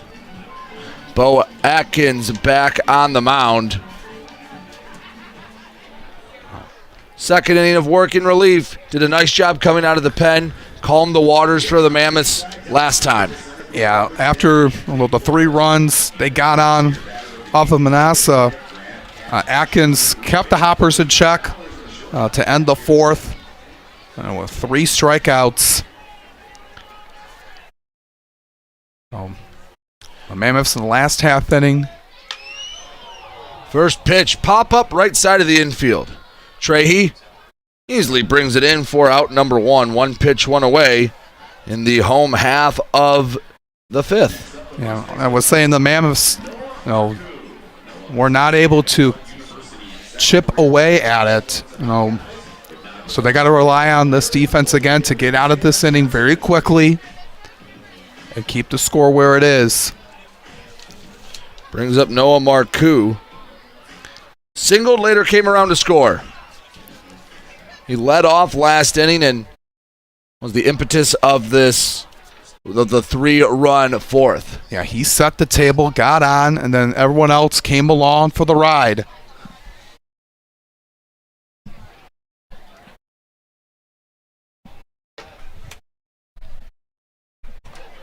One and one.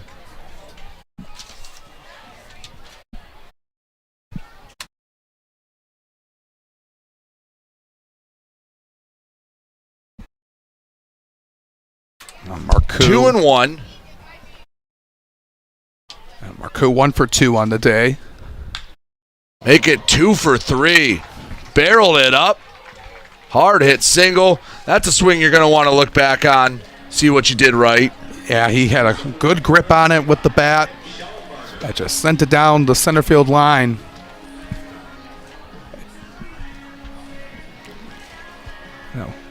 One on, one away for Bryant Schellenbarger. Doubled in a run to the left center gap last time. And also had a good base running move. He advanced to third on the throw, which was crucial. And Marcoux was able to score from first base.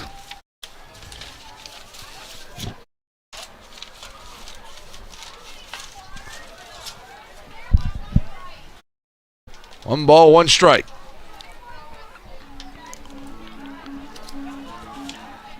Schellenbarger. Love to have another swing like last time.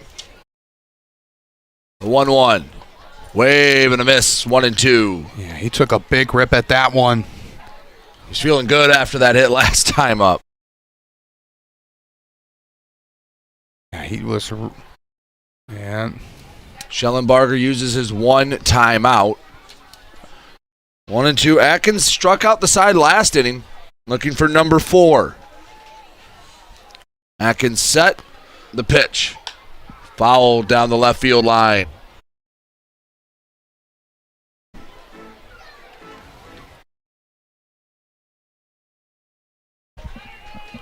Atkins has done solid. Looking for a ground ball, get him out of the inning. That's what he wants to see. Check swing, broke the plane. Sheldon Parker tried to sell it. You see him pull the bat, just kept pulling the bat back. And he can't believe that was strike 3. It definitely looked like it broke the plane from up here. What'd you think, Alex? Yeah, it looked like he pulled a little too far. I know he was trying to sell it, like I held it back just enough, but umpire disagrees, and Chris O'Neill comes up to bat. He's had himself a day, 2 for 2, a single and a home run. Looking for home run number 2 with that swing, 0-1. It was a no-doubter. His last at-bat, just watched it fly. He definitely admired it. He got every stitch of it. Oh, gets plunked on the 0-1. Got him on that elbow. He's going to take a moment. 2 on with 2 away, but that never feels good.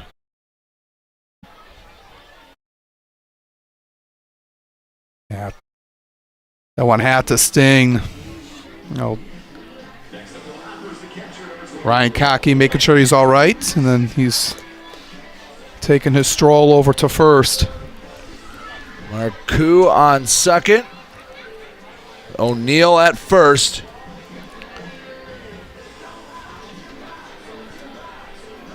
Brings up Whit Hughes. 0 for 2 today, reached on an error last time.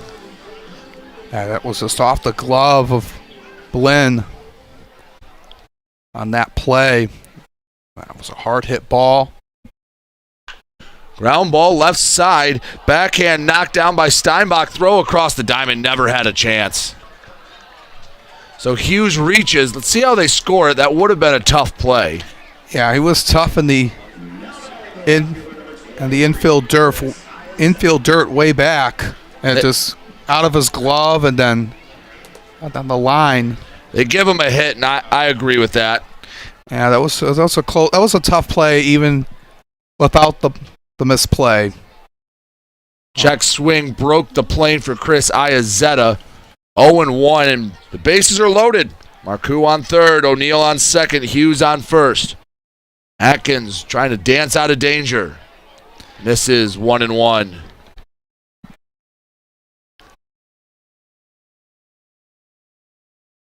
Can't allow the Hoppers to add more. Oh! Quick spin out of the way from Iazetta.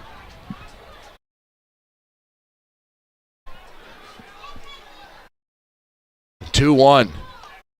3-1. There's nowhere to put Iazetta.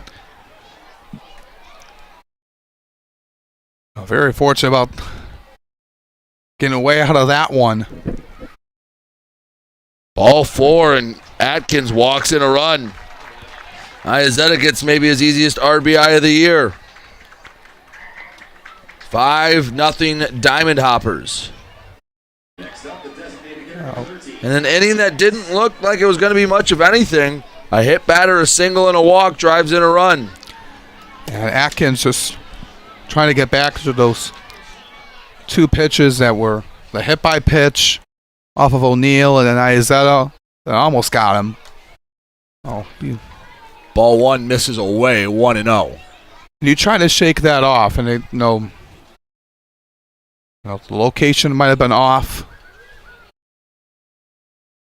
Location is off as Atkins just can't find the zone. Same situation, bases loaded, 2 away. Todd Maddox. Have to imagine he's going to be very patient. Ball 3, 3-0. Alex, I hazard a guess Todd Maddox is not going to swing in this spot. He's not going to swing here. Definitely on 3-0. Atkins will just somewhat over the heart of the plate. Ball 4, back-to-back walks, drive-in runs. There's some stirring going on in that Mammoths bullpen. Duncan Hewitt will go out to have a word with his pitcher. Yeah, it just needs to settle him down. Those back-to-back bases loaded walks. Oh, this is just trying to just get them refocused. The situation in right now, they can't turn things back. You got to look forward and just limit the damage. Now down 6.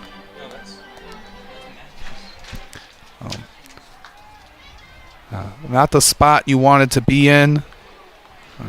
First pitch nearly catches done. A 5-out walk and a 4-out walk. Gets the pitch over on Dunn. 1 ball, 1 strike. Hughes on third. Iazetta on second. Maddox on first. The 1-1. Low and away, 2-1. 6-0 Diamond Hoppers in the bottom of the 5th. Both of those runs given on free passes. A 2-1. Not even close. 3-1. And it's been a struggle for Atkins. Just lost his command. Danger of walking in a 3rd run. Indeed he does. Can't find the low outside corner. Back to back to back. Bases loaded walks. 7-0, a touchdown lead for the Eastside Diamond Hoppers. And Atkins did a nice job coming out of the pen, but just lost it.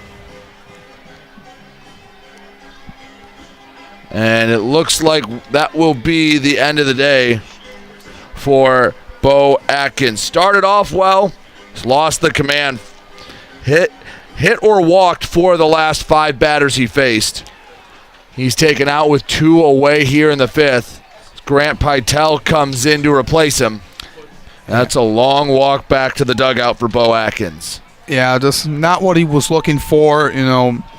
Like when he started out coming in for Manassa strong, back in the 4th, but the last few batters, the location was not where he wanted it to be.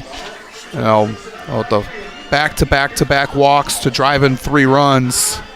And Alex, tell us about the new pitcher, Grant Pytel. Well, Pytel coming in, another right-hander at 6 foot 185, coming from Novi, Michigan.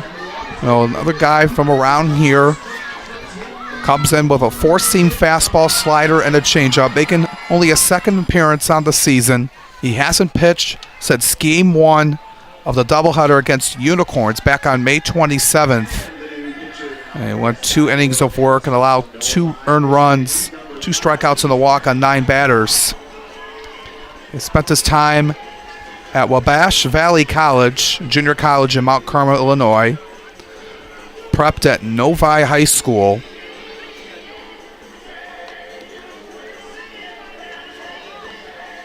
His time in his collegiate career, 9.4 strikeouts per 9 in his collegiate career in his season in college. So coming in with a chance to close out this inning.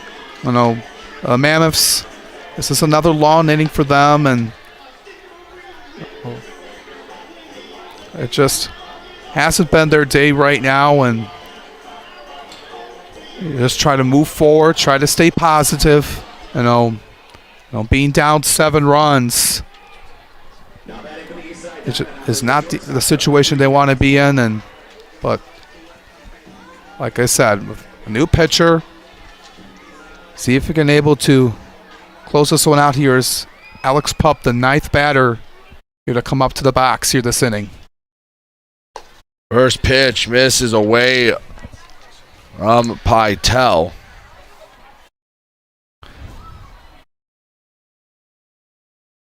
Pytel comes at you with a fastball, slider, and a changeup. Swing and a foul tip from Pup.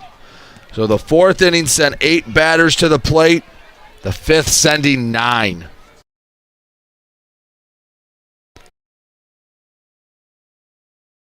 The 1-1. Inside, 2-1. Iazetta, Maddox, done. Load up the bases, all on walks. Pytel trying to clean up the mess, the 2-1.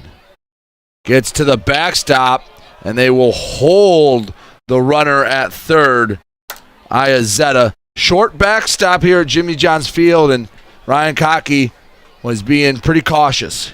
Yeah, I didn't want to run yourself into that out at home plate to make it close, so it was the right idea to notice to hold Iazetta.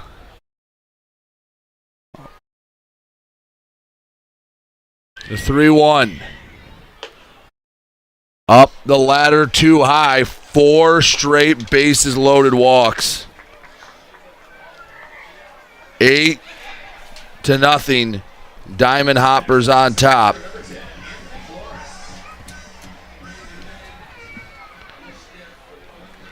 And after shutting out the Diamond Hoppers on Friday, giving up just 1 hit, it has been a 180 here on Sunday. First pitch strike to Anthony Flores, 0-1.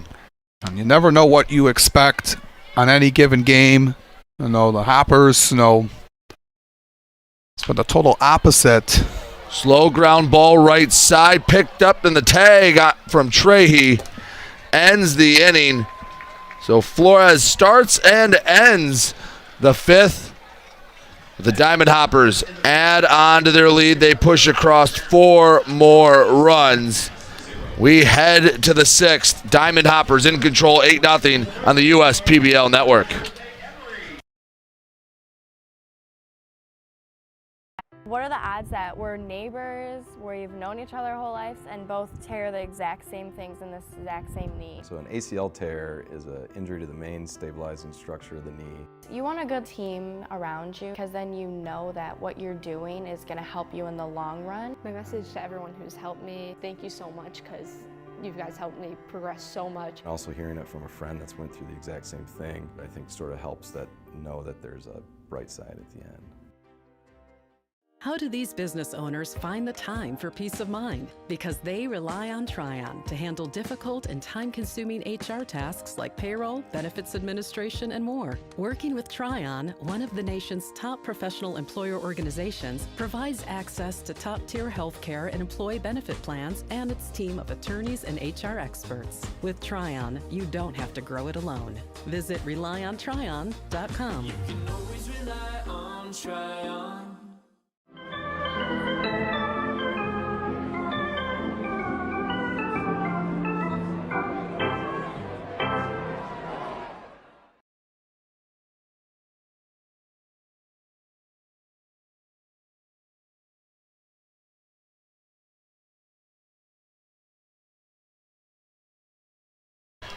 Back here at the USPBL network, 8-0 Diamond Hoppers on top of the Westside Woolly Mammoths.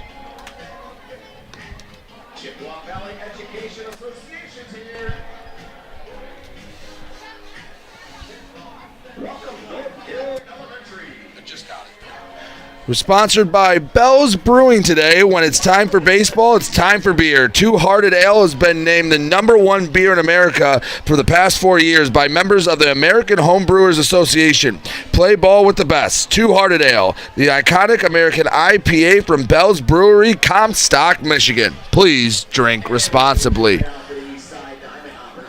And it is all Diamond Hoppers as we get a new arm on the mound for the Diamond Hoppers. Delmas Russ comes in, replacing Chris Kelly, who went 5 strong, didn't give up a run, in line for the win. There goes a great performance by Kelly. Couldn't have asked for a better start for him, and keeping the Mammoths off the board. And that's something that they were looking forward to here today. And after Friday, when they took a tough 2-0 loss, but now sending over to the bullpen, Delmas Russ, the 6'5", 230 right-handed pitcher from Wilmington, North Carolina. Played at a Division III school, William Peace University, making his second appearance on the season. He pitched Wednesday against the Beavers. Went 4 innings of work, 3 hits, 4 strikeouts, 1 walk, and 2 earned runs on 18 batters. You'll have to face the 3, 4, 5 of the Mammoth order. Florentino, Steinbach, Lozada. First pitch to Florentino misses. Russ will come at you with just 3 different pitches. A 2-seam fastball with a little bit of run to it, a slider, and a forkball. Florentino looking for his second hit of the day. Watches ball 2 go by, 2-0.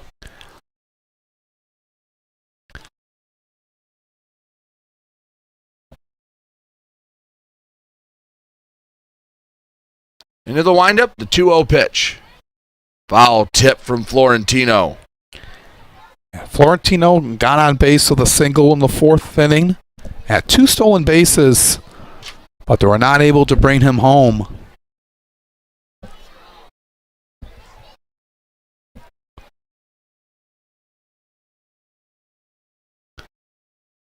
Florent- 2-1. Breaking ball in. Beautiful pitch with the slider for 2-2. Yeah, kept Florentino off balance on that one. Trying to get something going to get them out of this.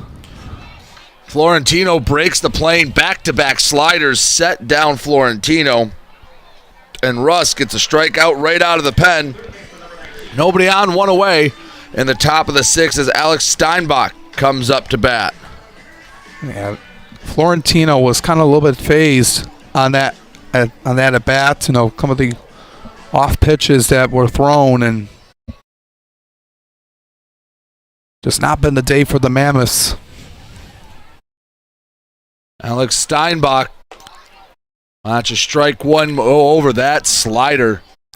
77. Russ locating it really well right now. Yeah, that was something that Kelly did really well, was location, and Russ doing the same thing. That's been really crucial for the Hoppers pitching today. Low and in for ball 1. Because you want to have the idea of where you want to locate your pitches at.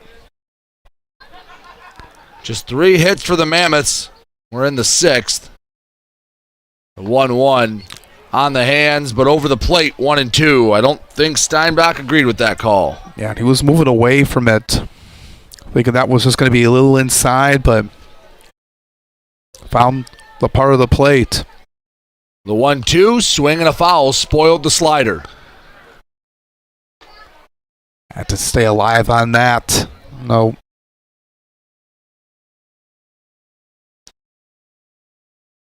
Steinbach waits on the 1-2 once again.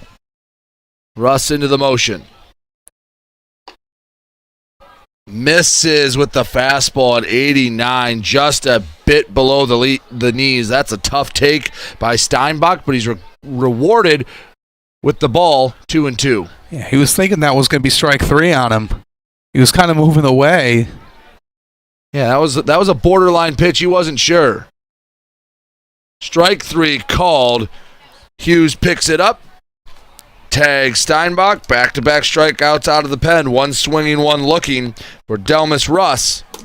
As Priamo Lozada comes up to bat. He's had the only double today for the Mammoths, and really the only spark that they've had outside of maybe 1 or 2 other small moments. Yeah, in that right center field gap. Look like the Mammoths were going to get something off of that, maybe a run or 2, but they were stalled. Ground ball left side. Pup fields it going to his right. 1 hops into the glove of Marcoux. And Lozada bounces out. And the Mammoths are away in order in the 6th. Diamond Hoppers all over the Mammoths on a Sunday. 8-0. Eastside on top. You're watching the USPBL Network.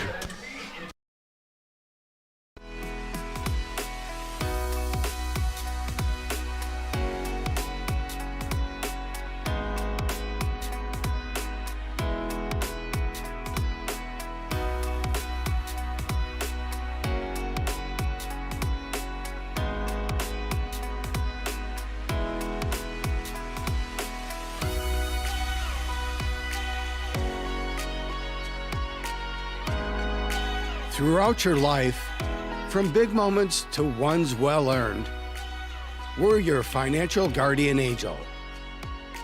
Alliance Catholic Credit Union.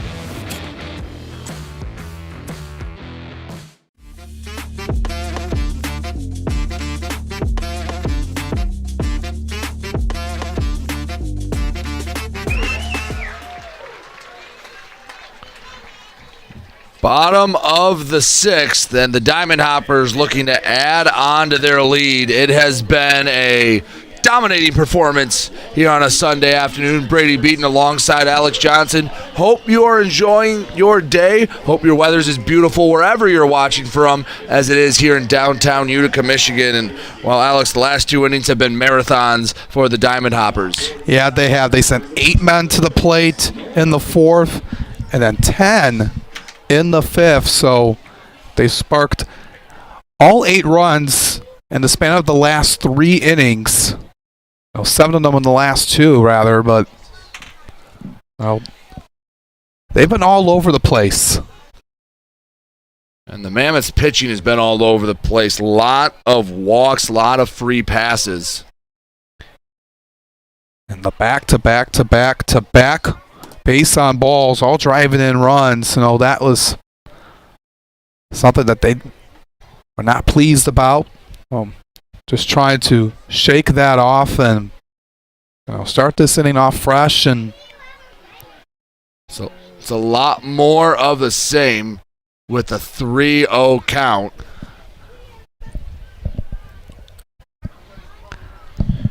Pytel gets it over and a ground ball hit to the right side. Trehe flips to first, and Marcoux is retired. And didn't want to start off the inning with a free pass, so you forced Marcoux to hit. That was a good play by Trehe to just send it over for the routine play over the web. I think Marcoux maybe gets the green light with an 8-0 lead. If it's 1-0, maybe he's taking in that spot. Yeah, you can take more of those risks, with the score that it is right now, and these guys want to be able to just take some time, know what they would see in different games, regardless of what the score is. Whoa, behind Schellenbarger. 1 ball and a strike. As Pytel has been, I guess, a little effectively wild the last few batters. Yeah, some close ones, but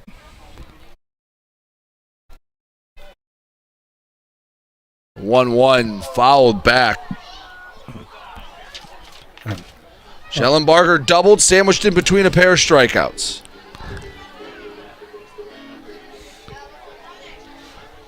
I mentioned this is only the second time Pytel's played this season. Hasn't pitched in over a week. Ground ball to the right side underneath the glove of Webb into right field. Schellenbarger with his second hit of the day. Just below Webb and found its way through, and Schellenbarger, hitting 500 on the day. Here's a guy who needed a big day, Chris O'Neill. Only had 1 hit coming into the day, a single, a home run. Was hit by a pitch, is drove in 2. First pitch behind O'Neill hits up the glove of Hewitt. Schellenbarger strolls into second. And this continues for the Mammoths. Just those pitches that go to the backstop, or it is something that wasn't an issue on Friday. Garrett Martin was in control of the game, and the bullpen was stellar. Fly ball down the right field line. Webb calling for it. He's called off, and Trehe can't make the catch. And the communication there, Trehe was going to get in, and then Webb was there underneath it. Also going to go back to that play just to take a second look at it. Feels like it's just not the Mammoths' day right now. Three guys in the Florentino knocks over Webb. That was, and just in that Bermuda Triangle where it's tough to make a play. The 1-1, wave and a miss from O'Neal.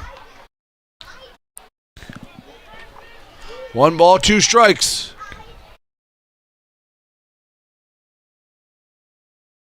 Grant Pytel comes set. The 1-2. Strike 3 called. They say O'Neal broke the plane. First time he's been retired today. Pytel gets the strikeout, and there's 2 away for Whit Hughes. Runner in scoring position now after the wild pitch. Hughes got on base with an infield single. Also reached on an error in the 4th. First pitch to Hughes, and a half-hearted hack for strike 1. And Pytel just trying to strand that runner at second.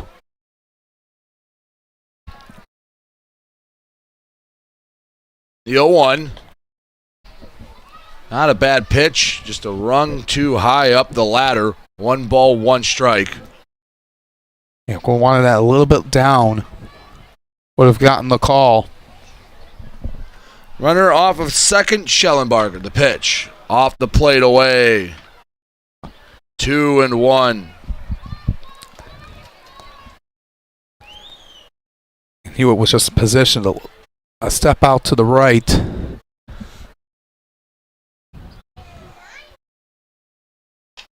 Jam shot back up the middle. Has eyes into the deep part of the infield, shallow outfield, and there was nothing Blinn could do. Whit Hughes gets a base hit. Second of the day. Runners on the corners with 2 out. Chris Iazetta comes up to bat. Yeah, just kind of interesting off the bat, and it was just off the top of his bat and just hung up briefly in the air. As it's just like a look back at it, it was just a little bit of a swing.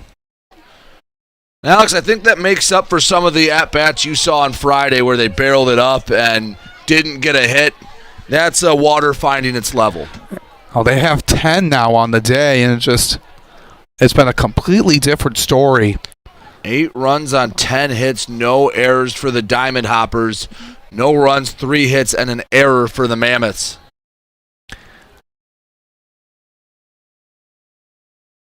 It's just the tables have turned. I know. The 1-1. Up and in, 2-1. Well, the Mammoths were able to do their job on Friday. It was a closer game, but still able to get the victory. They were coming in, winning their last 3. The Hoppers, we mentioned, started off 3-0, then lost 3 straight, and just trying to get back to their old self where they were at the start of the season. This is about the best way you could ask to do it. Heading down to second, Hughes, no throw. There's nobody there. I don't know if that'll go necessarily in the book as a stolen base. That might just be defensive indifference. Either way, 2 runners in scoring position.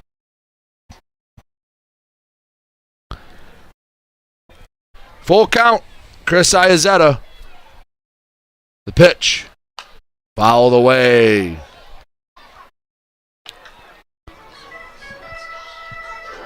Do it all over again. Diamond Hoppers haven't scored in this inning, still holding 8-0 lead.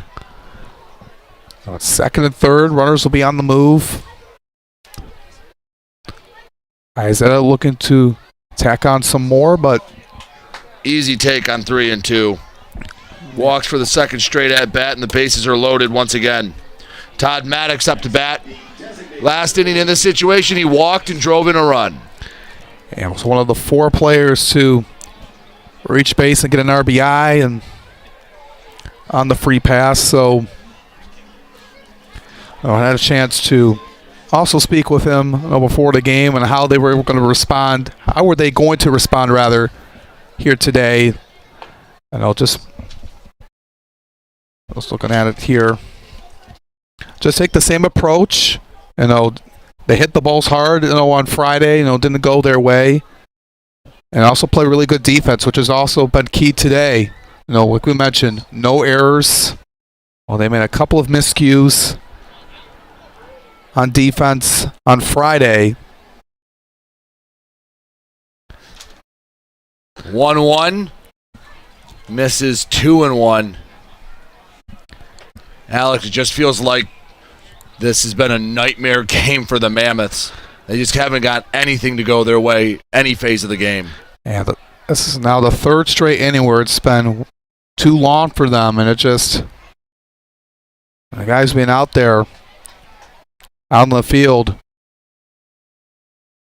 it feels like forever for them. Feels like forever up here too, Alex. And that pitch misses. That is the 8th free pass given up. Todd Maddox is going to at least have 2 RBIs on the day, and all he had to do was stand there. A couple of bases loaded walks, 9-0. Diamond Hoppers in the lead.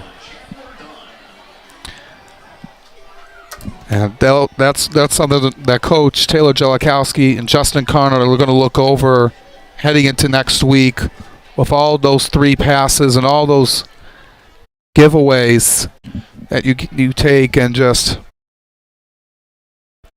feels like this is the type of game you get done, you go in the locker room and you say, just forget about it. Obviously, I don't think it needs to be said by the manager, hey, don't walk 8 guys. I think everyone understands, and maybe one where you just burn the tape and get rid of it, get ready for next week.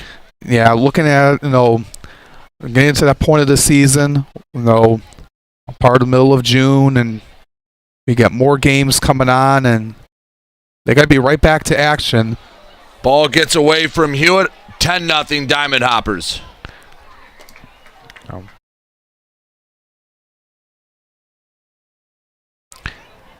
Yeah, they're just adding on more. They got to be back ready to go. Thursday. They play Thursday, Friday, Sunday next week. They play the Beavers, and then they have 2 with the Unicorns. Of the 10 runs, only 4 have scored off of balls hit and play. It has been a long one. 10 runs on 10 hits for the Diamond Hoppers. 3-1 to Chandler Dunn. Hit a home run back in the second. Has walked both at bat since. Ground ball to third. Eats up. Steinbach picks it up. Throw to first. Not in time. 11-0. Diamond Hoppers on top. The only question is, hit or an error. Took a funky hop. Let's see how the scorekeeper's feeling. What do you think, Alex? Well, that was just another close play. It was off like the chest of Steinbach, and they give the error. So no RBI for Dunn. Run still across to score. And I could have gone the same way with that, I think maybe if he was moving to the left or right, they could have had been a little more generous with it. But it being right at him, I think that might have been the decision of why they gave the error. Yeah, I agree. Nope. It just came out on him in a hurry, and it just, 2-0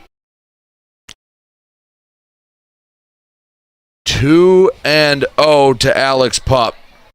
Strike throwing has been the issue. And when they have gotten ground balls the last couple innings, defense has struggled to make the plays. Fly ball, right field slicing, and that is foul.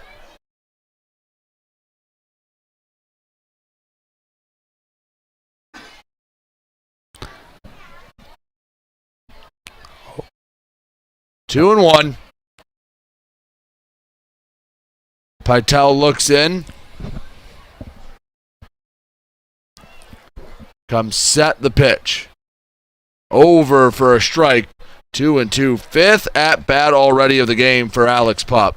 And we're only in the 6th inning.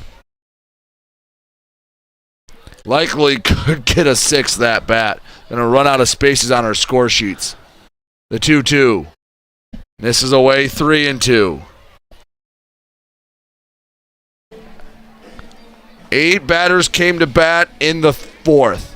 10 batted in the 5th. This is the 8th batter of the 6th inning. The 3-2. Oh, that caught him. Did it hit the bat? No, it hit the elbow pad. Pup reaches. And tell me if you've heard this before. The bases are loaded for the Diamond Hoppers. Once again, and this is now the 9th man to come up. Anthony Flores. This has been the day for the Hoppers. First 3 innings, the Diamond Hoppers had 11 at-bats. They have had a lot more since then. 11-0. The lead. Pup was already with 5 at-bats. Everyone's coming through now. The 5th time, and you don't see that a lot. You usually get about 3, maybe 4. But once you get to 5 or 6, you usually see that if games go into extra innings or... And Flores is hit. And another run is forced in. And that looks like it will be the end of the day for Grant Pytel. So the hit by pitch RBI to Flores. And it's an even dozen for the Eastside Diamond Hoppers. And they're going to bat around again. And Pytel will hand the ball off. We will get a new pitcher out of the bullpen. This game has just gotten away from the Mammoths. See who they send out of the pen. Looks like that is number 17 for the Woolly Mammoths, Tyler Richley. He will try to get this game somewhere near the rails.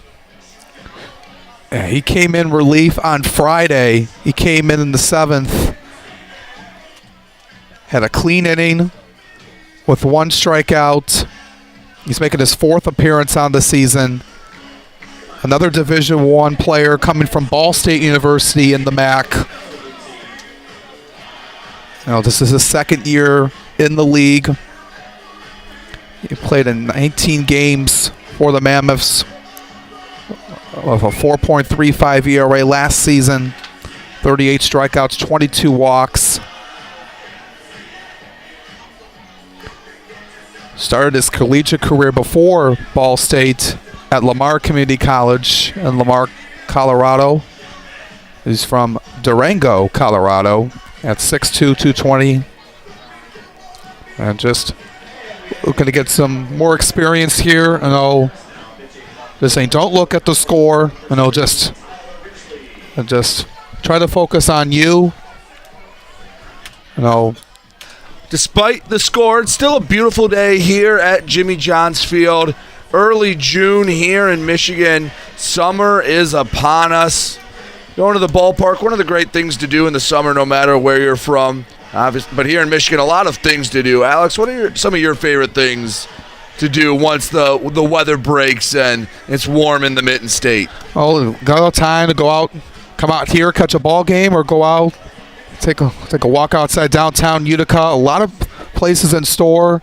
Good places to eat. Good shops, good everywhere down here. Also go around here, the Metro Detroit area, a lot to see. Anywhere you like to travel to in the summer, there's a lot of beautiful spots here in Michigan to go to when the weather's like this. You're going up north, Traverse City, go up to Mackinac, a lot of good places. The Sleeping Bear Dunes, Mackinac Island, a lot of good places up there. Noah Marcoux watches ball 1 go by. Yeah, just the summer comes back, you just get that little extra pep in your step.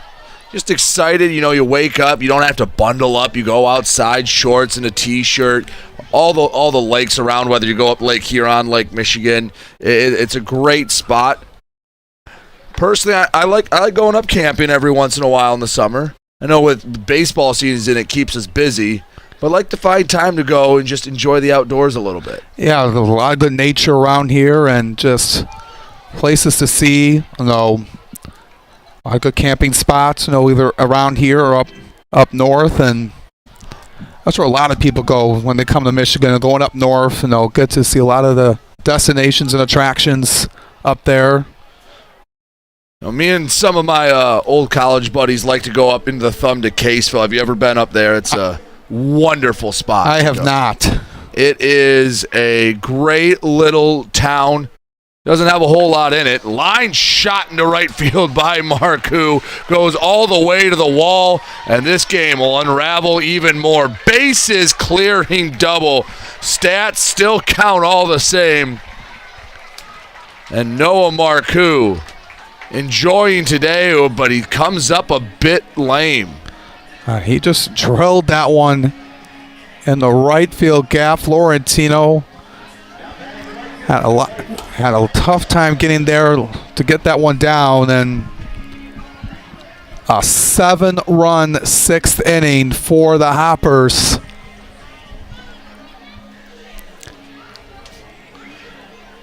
I'm going to check on Schellenbarger. The 3 RBI double. Like we were talking about, a lot of stuff to do outdoors. Any big outdoor activities you enjoy, Alex?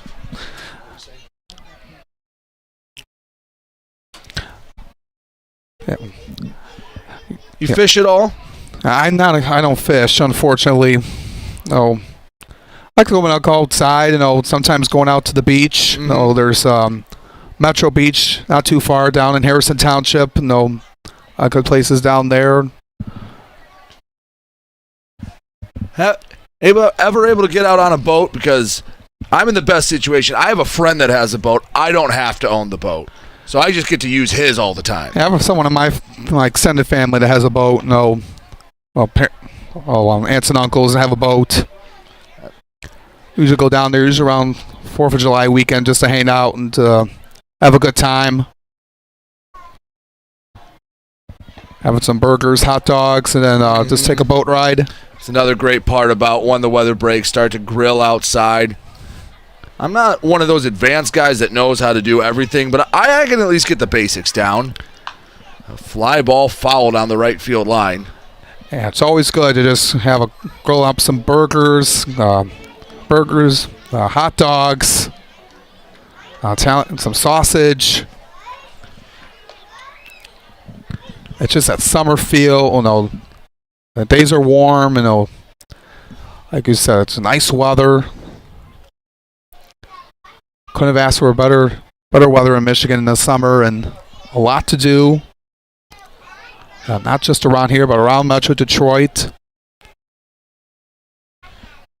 3 balls, 2 strikes to Bryant Schellenbarger. Marcoux off of second.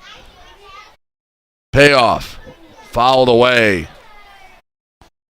15-0 Diamond Hoppers on top of the Westside Woolly Mammoths.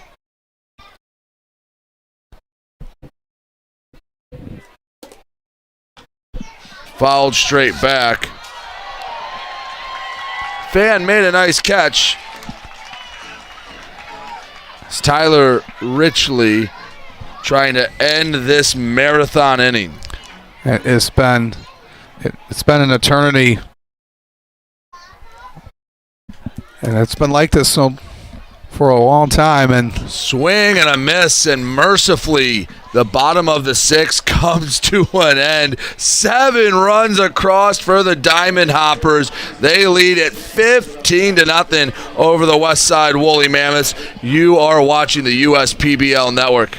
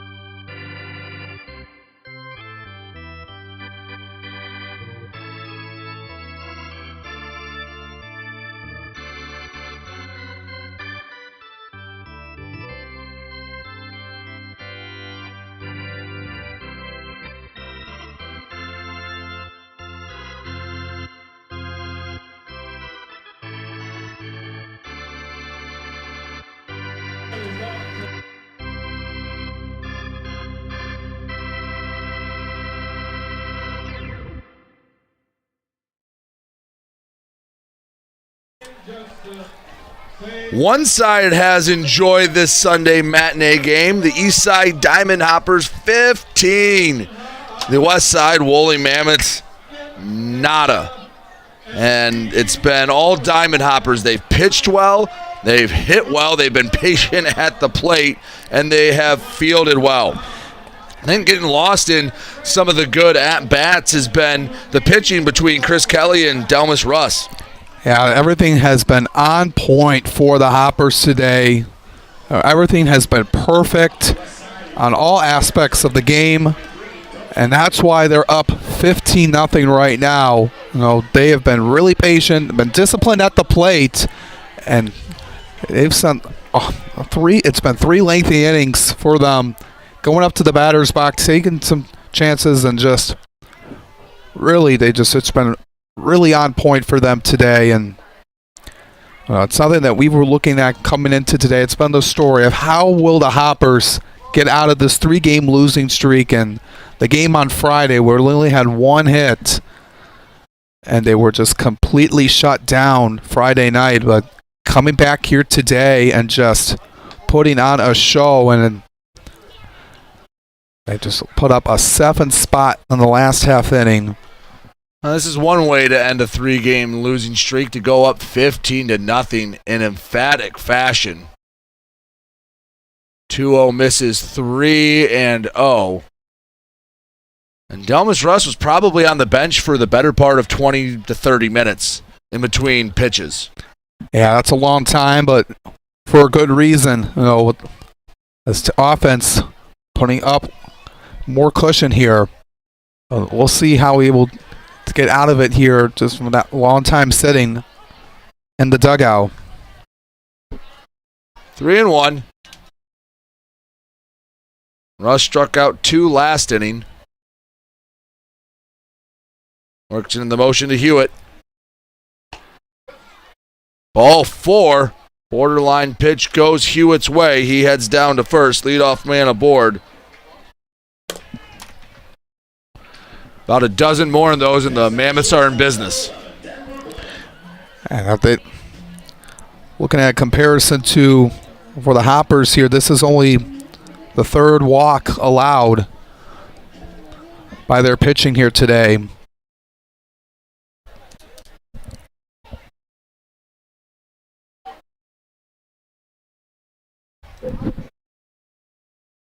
Denver Blinn, the North Dakota native, puts it on the ground to third. O'Neal can't handle it. The throw to first, not in time.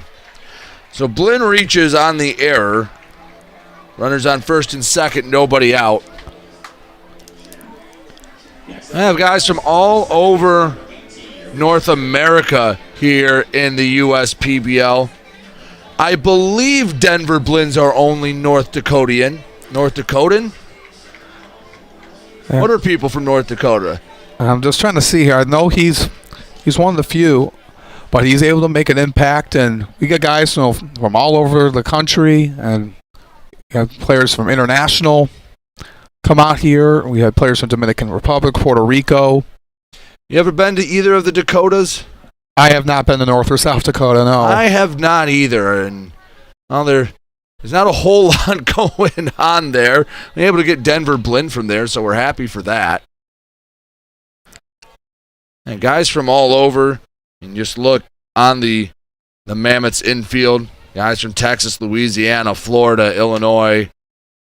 Guys out west. It's like we have a handful of California players as well.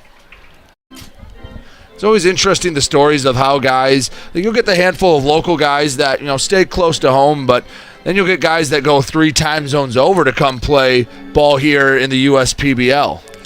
Yeah, they like to see, know the history about it, and almost 50 guys we've seen, since 2016 have been signed by Major League Baseball, and they know the talent pool is really high. And long fly ball from Trehe. Almost goes onto the wiffle ball field. Past the right field fence. 2-1. Yeah. Reese Trehe. He's one of the local ones. The West Bloomfield native. Went to Michigan State. He didn't have to travel too far to the game today. Yeah, being really close around here. Spent time up in East Lansing. Jesus was a really key player over the course of his time. Also went to Brother Rice High School, not too far from here in Bloomfield Hills.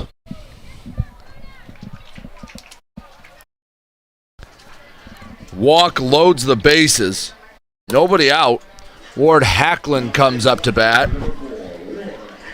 Action in the Diamond Hopper bullpen, but Delmas Russ has a little bit of a cushion to work with, up 15-0 here in the top of the 7th. Yeah, don't have to panic here. Well, just we're really solid coming in the last inning. One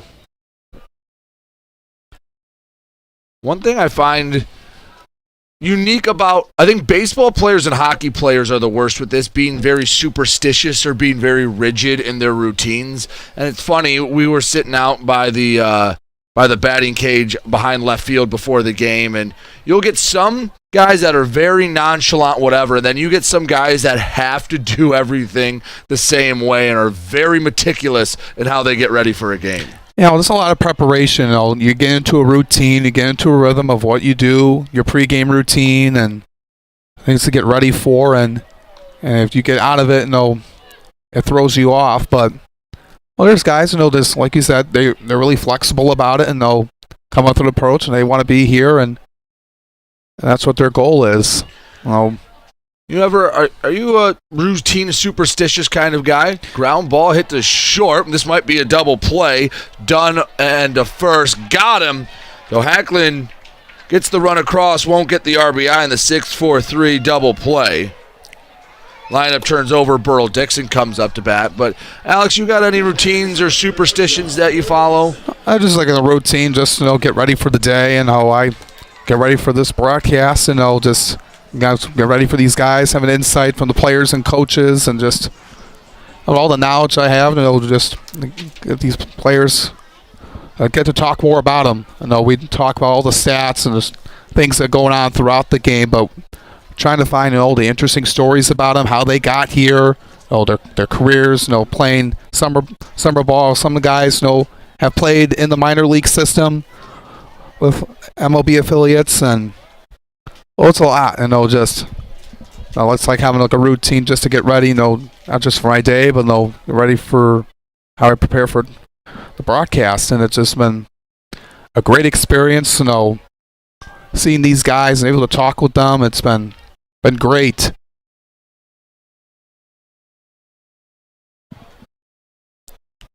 Little bit of action over in the Diamond Hopper bullpen.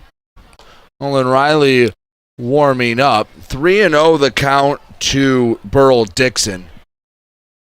And we'll see. He still looks pretty just getting started in the warm-up routine. Not even pitching off the mound yet. With the 15-1 lead, Mammoths are on the board. They will not be shut out today. The 3-0. Dixon taking all the way, 3-1. Burl Dixon, one of the guys in affiliated baseball. I showed you this before the game. I showed Burl this. Alex, you ever play MLB The Show, the video game? I did back when I was younger, but not recently, unfortunately. Well, they have that, the card game they have, Diamond Dynasty, where you can get major league players and minor league guys I've heard of the that. team. So basically the gist of it is you open virtual card packs and you get players, and I opened one the other day, and I got a Burl Dixon card. Yeah, that's amazing, dude. Yeah, it caught me off guard because, I recognized the name, and I just didn't think that would be a name I saw. I went, wait a minute, I know who that is from his time in the Royals organization. Yeah, that was a nice little surprise seeing a Burl Dixon card, and he's made a few standout plays, made that catch defensively a week ago that I'm going to call right now. I don't think anyone's beating the rest of the year. Yeah, it has to be the top play of the year. We'll see if anything comes up to that, but for right now, he has made the most spectacular play Now, you had a chance to call that game though against the Unicorns last Saturday. That highlight reel play. Said he was still feeling the effects of it a little bit. He was straight horizontal with the ground. He was excited when he made the play. He said he got back to the dugout and a little bit, that hurt a little. Like he sold out for it and paid for it. Yeah, those are the plays that you remember the most. Those plays that the highlight reel plays. That stand out more than anything else. 2-1 away, 3-1. Nick Webb looking for a base hit again. These stats count all the same. So a double here counts the same as a double in a tie game in the 9th. 3-1 the count. Misses away, ball 4. Back-to-back walks.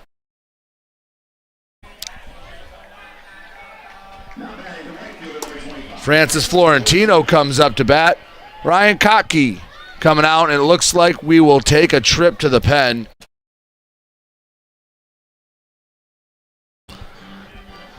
Kottke makes the quick trip, gets the ball from Russ.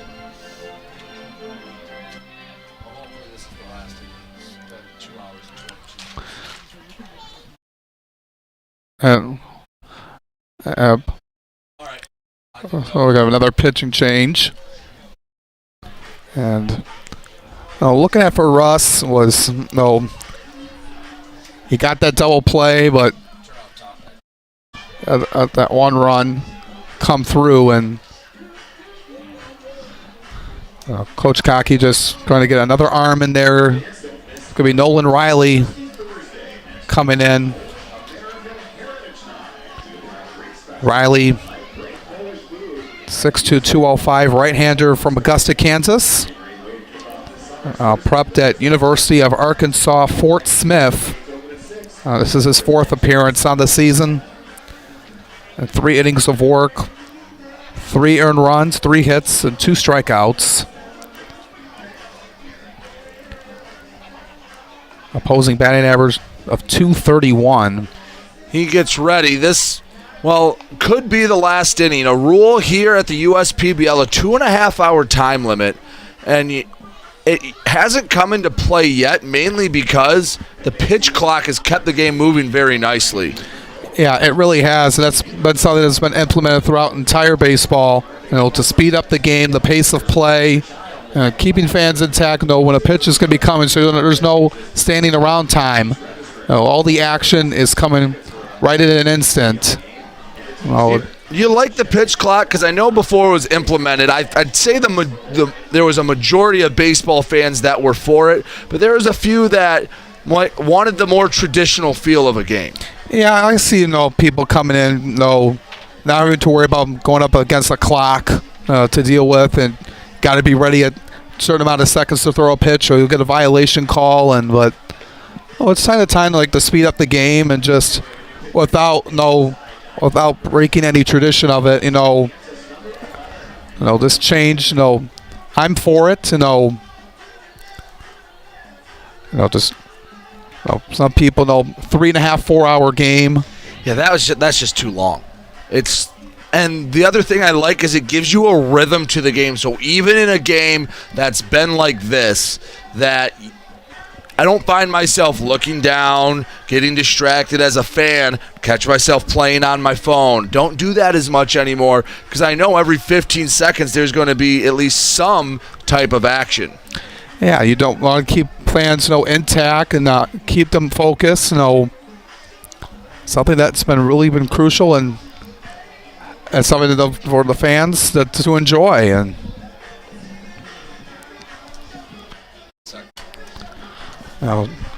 Riley finishing up his pitches, and we're going to see if this is going to be the last inning in the bottom of the 7th coming up, as we've approached 2 hours and 20 minutes.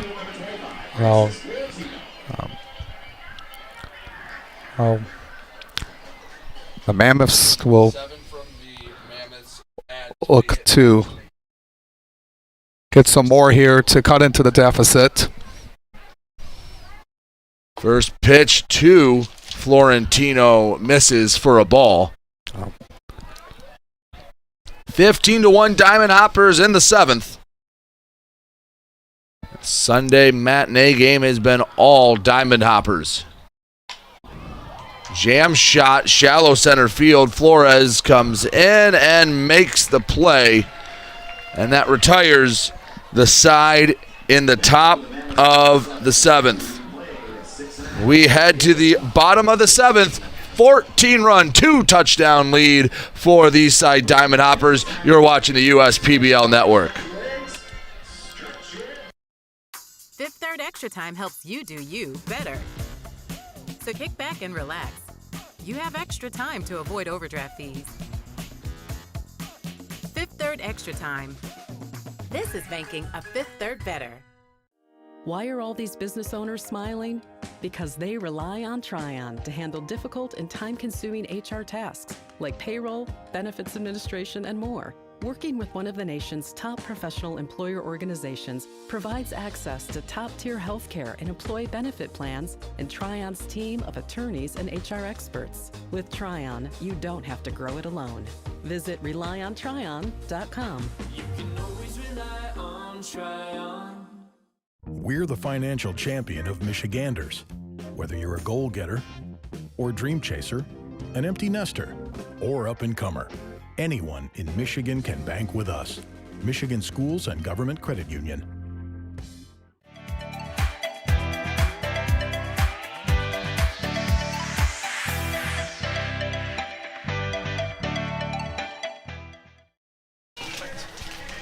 $15-1. The Diamond Hoppers on top of the Westside Woolly Mammoths. Now on to pitch for the Mammoths. Be Seth Beard coming on. He will just, looking to get some work in. Like I said, all these stats count the same. Yeah, they do. And he's another guy that came in on Friday night, got the job done. He had an inning of work. A strikeout and a walk for him. This is his 4th appearance on the year, coming from Methodist University in Division III. I mean, 6 foot 195. Just like you said, just get some experience here down, and just add on to your stat line. You know, everything counts the same. Doesn't matter what the score is. So we'll see how he can do here. I know. We'll see if the Mammoths are able to get a clean inning here. You know, it's been tough, you know. And the last few innings have been really long for them. They had a 3-run 4th they allowed, a 4-run 5th, and a 7-run 6th. 15 runs a lot. No, you've done some baseball before, Alex. Have you? What's the highest scoring game you can remember doing? Just looking at it, I know back in my college, I was covering college ball. Team, there was like one game, it was like late in the season. They put like a 12 spot, there was like a mercy rule, and it was like it was like 8-6, in the top of the 7th, and then they added 12 runs on like 16 batters at the plate. It was just. So what'd they end up getting up to? It was 20-6, I think. I'm not. Ooh. And then there was, there's the mercy with a 10-run lead. There's not the case here. Chris O'Neill takes the 2-1 into left field. Hacklin brings it in for out number 1. Earlier this season, I was down the road at Oakland University, former home of Jake Wazinski, the righty that was signed to the Minnesota Twins organization. They had a game against Rochester. They won 35-4. That's incredible. 35, and they only went 7 innings, and they didn't score in the 7th. 35 runs, set a school record. That's remarkable. Congratulations to them on that. It's hard. 35 runs in a game. Oh, in baseball. 35. And the thing was, it wasn't, the pitchers weren't missing. Like, it wasn't like the Mammoths have struggled with today, a lot of walks. The ball was just flying all over the place. Yeah, 35. I don't know if I'll ever be working a baseball game in any capacity that gets above 35. No, the Rangers put up 30 against like the Orioles. It was like in 2000. About 15 years ago, I think it was like 2007, 2008. I might be. It was like 30-3. Yeah, that's again, even to get to 15, that's something. I mean, that might be the high water mark for the USPBL season. The 2-2 misses 3-2 to Whit Hughes.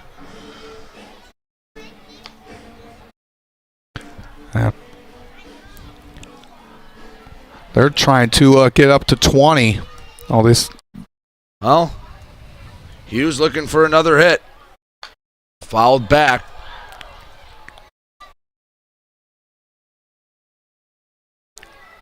Counts full.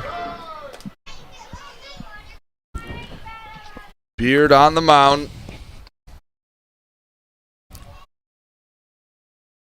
The pitch misses. Another walk. Diamond Happer batters getting their steps in today, going down to first base. Yeah, all those free passes that have been given to them, it's like, here you go. It has, and that's the frustrating thing. Like, at least if a team's just hitting the ball around, there's action, there's stuff going on, but it has been, I believe that is the 11th free trip to first between walks and hit batters given up by Mammoth pitching. Oh, that's a lot, and that's a lot. It is, and we're in the 7th. That's almost 1.5 an inning. Looking at it for them, and they're here today, and it just that wasn't a problem. Looking at it on Friday, they only allowed 4 free passes. And you know what the crazy thing is? Through the first 4 innings, they had allowed 1 walk. 10 of them have come in the 5th inning or later.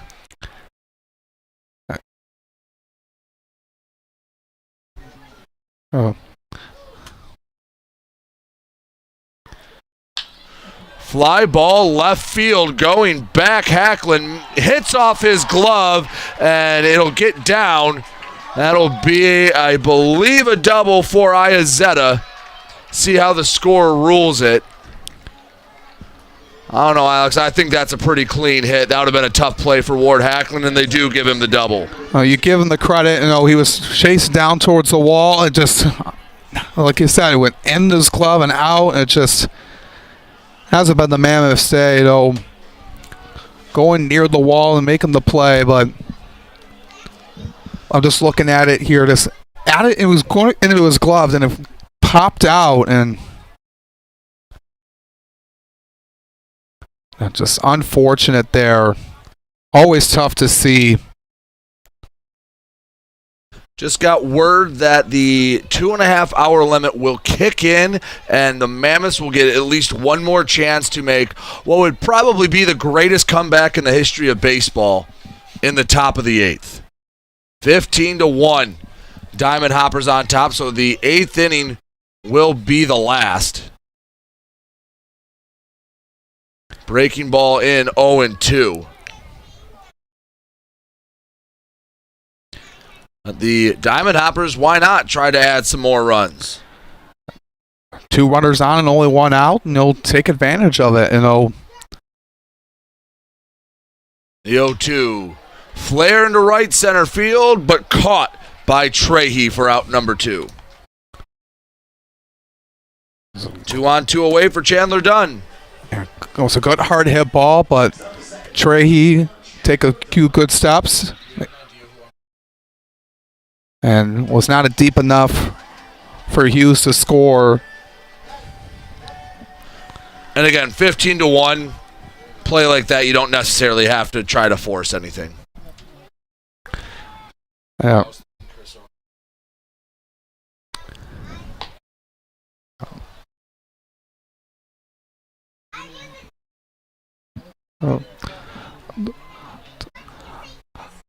Dunn having a good day.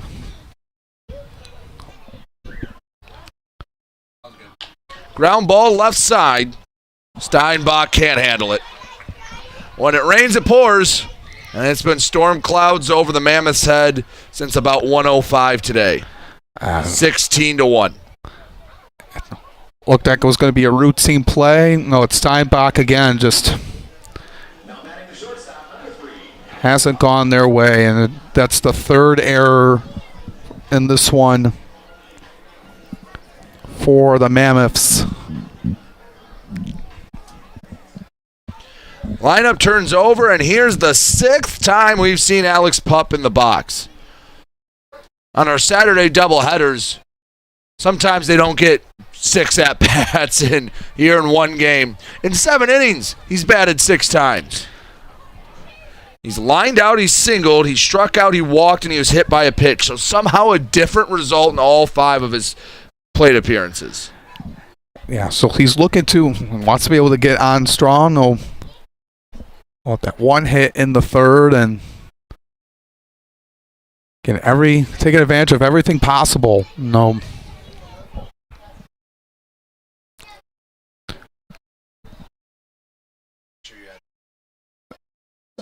This has been a day to remember for the Hoppers. 1-2 in the dirt, 2-2.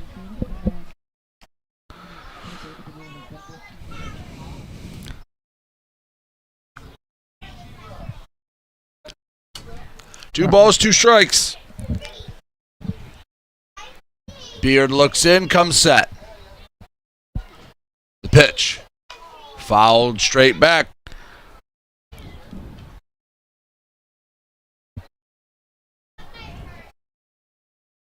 Runners on the corners with 2 away.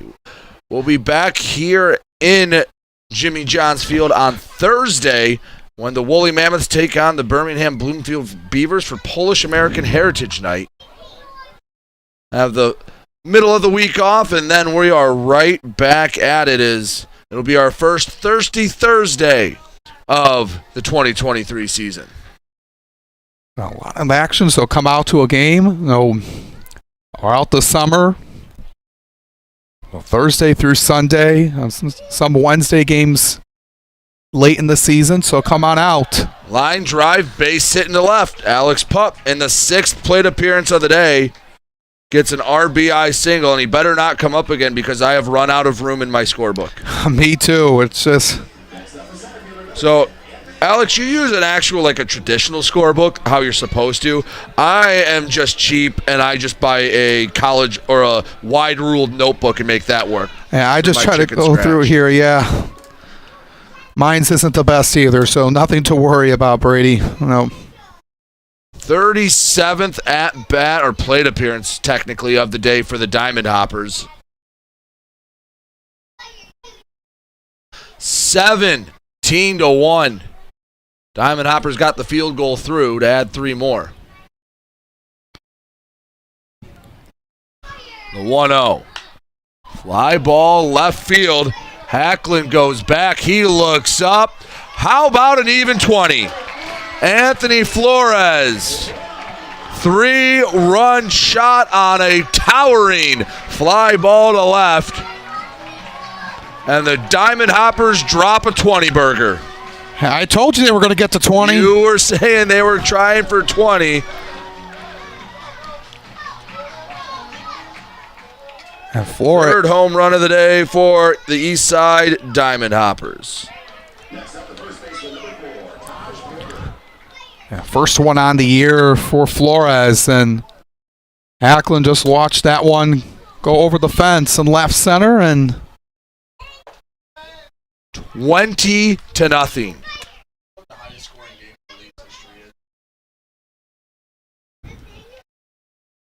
Next pitch misses, 1-1. Taj Porter up to bat. Switch hitting catcher. Mainly bats from the left side. Don't have a abundance of southpaws in the USPBL. Can swing from both. 2-1. pitch. Ground ball right side. Grabbed by Webb. Steps on first, and the inning over. But not before another handful of runs come across the score. 3 on the Anthony Flores home run. We head to the top of the 8th. 20-1. The Eastside Diamond Hoppers are on top. You're watching the USPBL Network.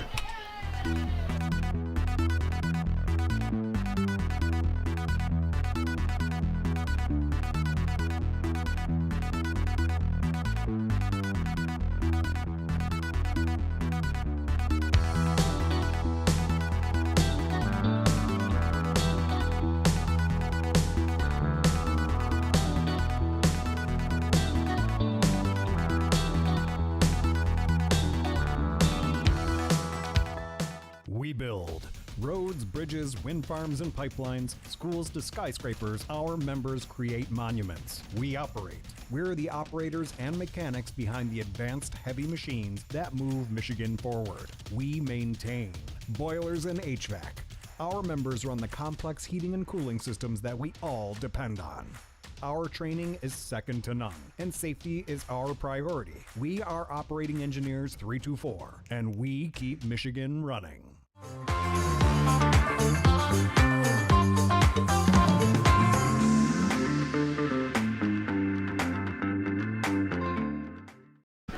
Twenty to 1.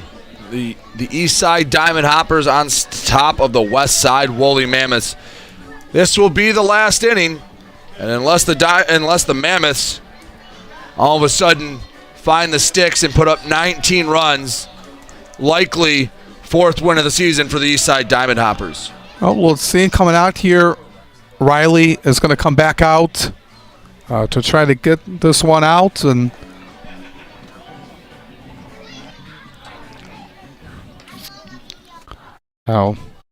we'll see what the Mammoths. We'll see here what they can do. Steinbach, Lazada, Hewitt scheduled to hit.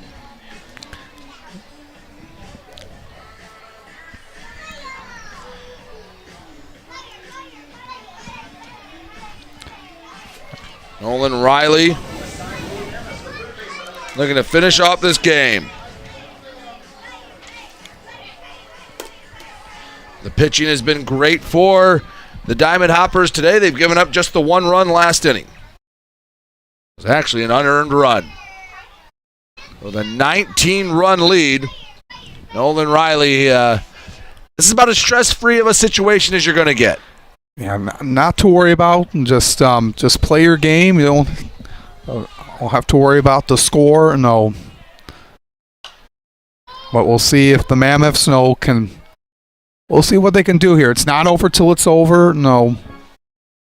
I'm going to hazard a guess and say it's over. Yeah.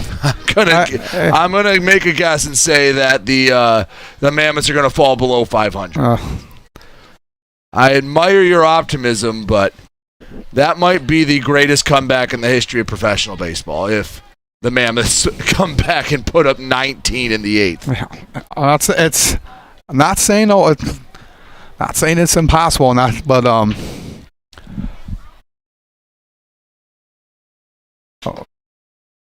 this has been a day. They got to get back out to work. Thursday, Friday, Sunday. 3-game week coming up, and you just want to just close this out and just move on from it. So for reference, is a line drive is hitting the center. So leadoff man's on. Steinbach singles his first hit of the day. For reference, the record for the largest MLB comeback in the 130 years is 12 runs. So that would shatter this. Happened 3 times, and a 19-run lead for the Diamond Hoppers.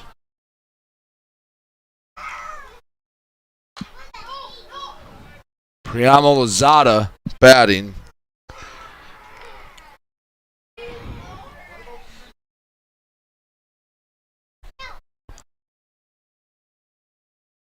Had that double in the second inning. Feels like a lifetime ago. I know. It's Steinbach moves up on the wild pitch. No. After all that's happened, and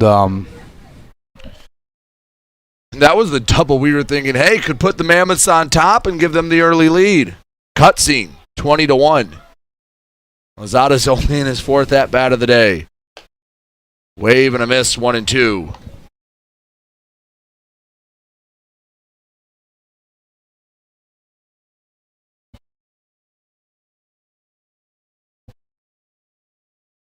Riley getting set to just try to get this out here. Popped up out of play, 1-2.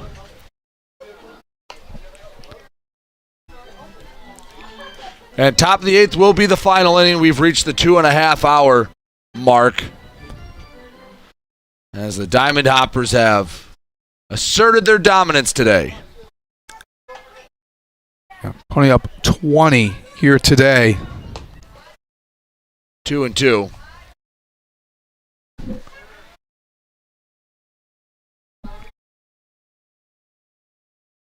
Coming out really impressive. The 2-2. Swing and a miss. Lozada strikes out for the 2nd time today. And that's something they're going to look forward into when they play the Beavers for a doubleheader on Saturday. They'll be back out. Yeah, you're just hoping they didn't use up all their runs today. They don't need 20 in the next game. They just need, hey, give me 4, 5, 6 the way they've been pitching. And pitching's been about where it's at. Including this game, last 3 games, they've given up 5 runs. They're going to have a 1-2 record in that span. I don't know if they're able to do that, able to just keep the offense like it did today. They'll be in good shape.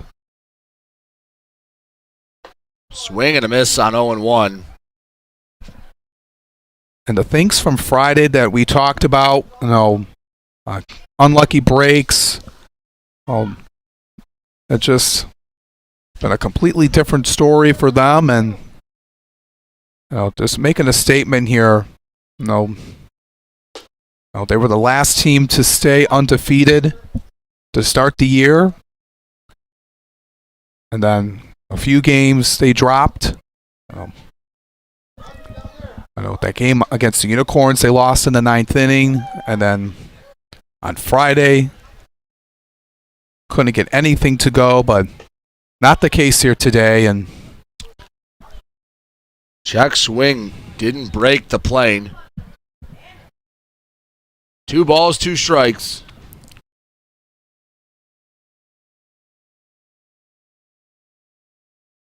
Riley delivers. Ground ball left side. O'Neill flips across to first. Gets the out. And O'Neill's had himself a pretty nice day. Had the big home run. Get a chance to talk with him once this game goes final. It's Denver Blinn, the last shot. In a 19-run game. Yeah, O'Neill with that towering home run earlier.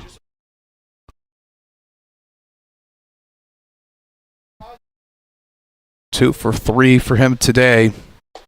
Swing and a miss from Blinn.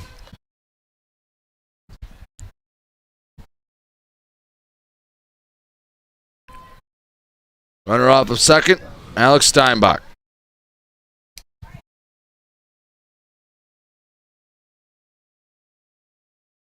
Pitch up high. 1-1.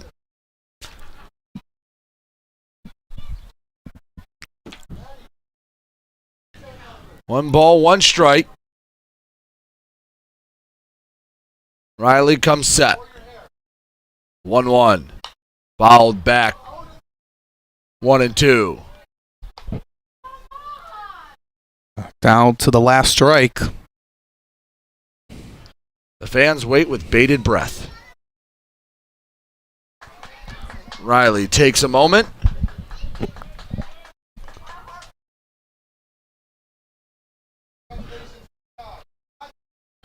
Looking in, Riley. Comes set. Checks the runner at second. The 1-2. 2-2.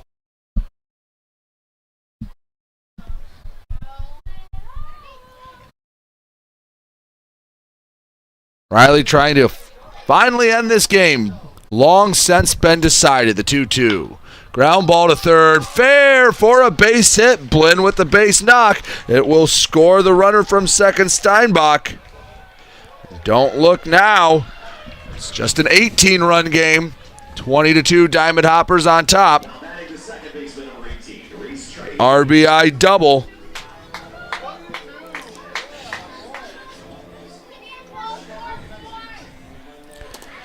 That was a good job there by Blinn. Down the hot corner. Telling the Mammoths that they're not done yet. No. Trey, he's walked twice today. Grounded out in his other at-bat. First pitch called, strike 0-1.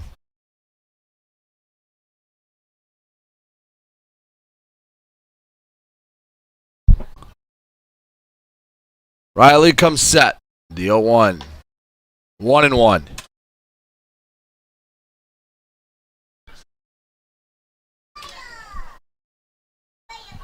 One ball, one strike.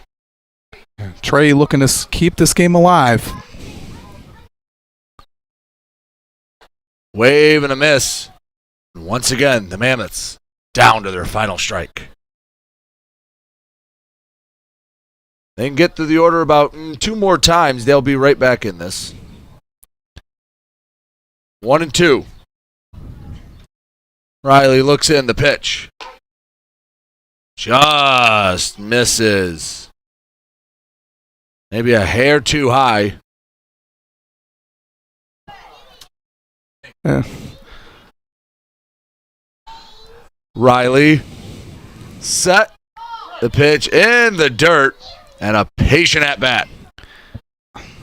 Keep this game in flux. And 20 runs on 14 hits for the Diamond Hoppers. Only 5 hits that produced 2 runs for the Mammoths. 3 errors for the Westside Mammoths. The 3-2. Fly ball right field. Coming over Schellenbarger. And the game finally comes to an end. 20-2, your final. The Eastside Diamond Hoppers get back above 500 with a dominant performance. I'll head down. I'll get a conversation with Chris O'Neill when we come back. Congratulations to the Diamond Hoppers on the big Sunday win. You're watching the USPBL Network.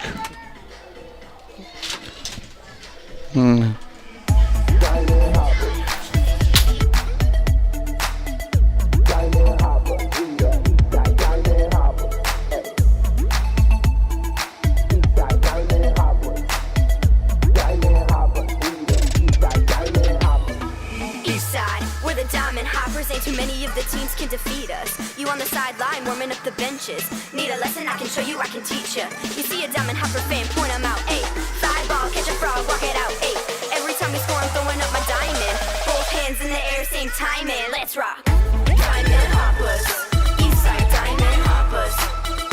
Diamond Hoppers, we the Eastside Diamond Hoppers. Diamond Hoppers, Eastside Diamond Hoppers. Diamond Hoppers, we the Eastside Diamond Hoppers.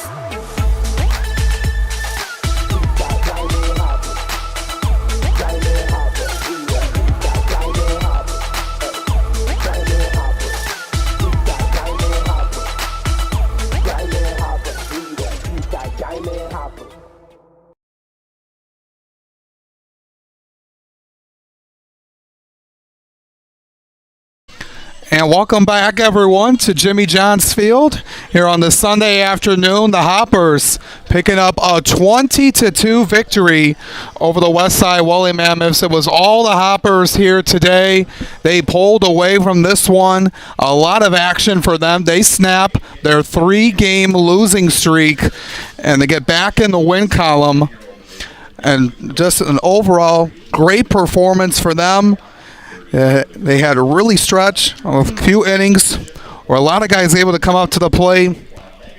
Looking at it for them, Chris O'Neill had a great day, had that home run, a towering home run in the 4th inning. Chandler Dunn had a solo home run in the 3rd. Overall, a great performance by the Hoppers. The Mammoths taking a tough one as their winning streak comes to an end. They're going to have a busy week themselves, getting back into action on Thursday against the Beavers, and then Friday and Sunday against the Unicorns. So the Hoppers won't play again until Saturday against the Beavers. And something that the Mammoths will look on is to going on the walks that they gave up in that game. And it's been a great, and looking to get past that, looking into the week ahead. The Hoppers winning 20-2, winning 20-2 here today. We're going to take a break, and then we come back. We'll be back with Brady Beaton with Chris O'Neill after this here on the USPBL Network. Jimmy John's Field is the perfect venue for birthday parties, summer picnics, company outings, and provides the best entertainment in Metro Detroit with great baseball all summer long. Spend your summer nights under the lights at Jimmy John's Field in historic downtown Utica.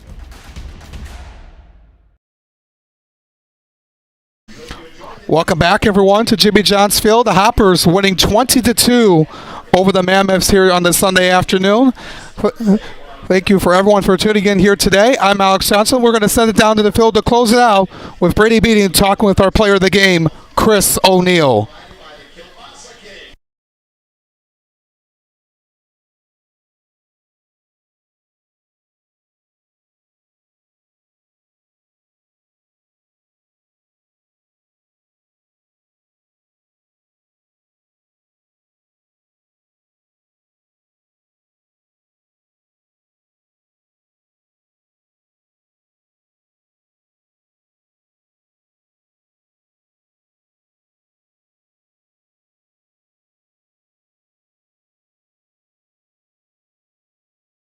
Break out of that today, and you did so in a big way. You enjoyed that one a bit too. Yeah, I had to enjoy it because you work so hard, and then it doesn't show until you finally get a hit, and then so I just had to enjoy it.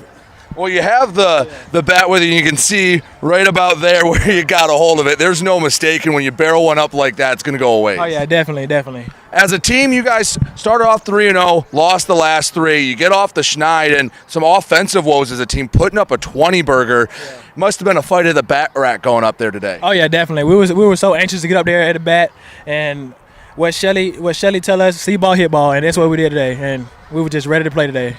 Last game of the weekend, take a few days off from games to get ready for next week. How are you guys going to enjoy this one but get ready for next week's slate? We're just gonna get out, let our bodies chill a little bit, and get back at it Tuesday, and just keep it going.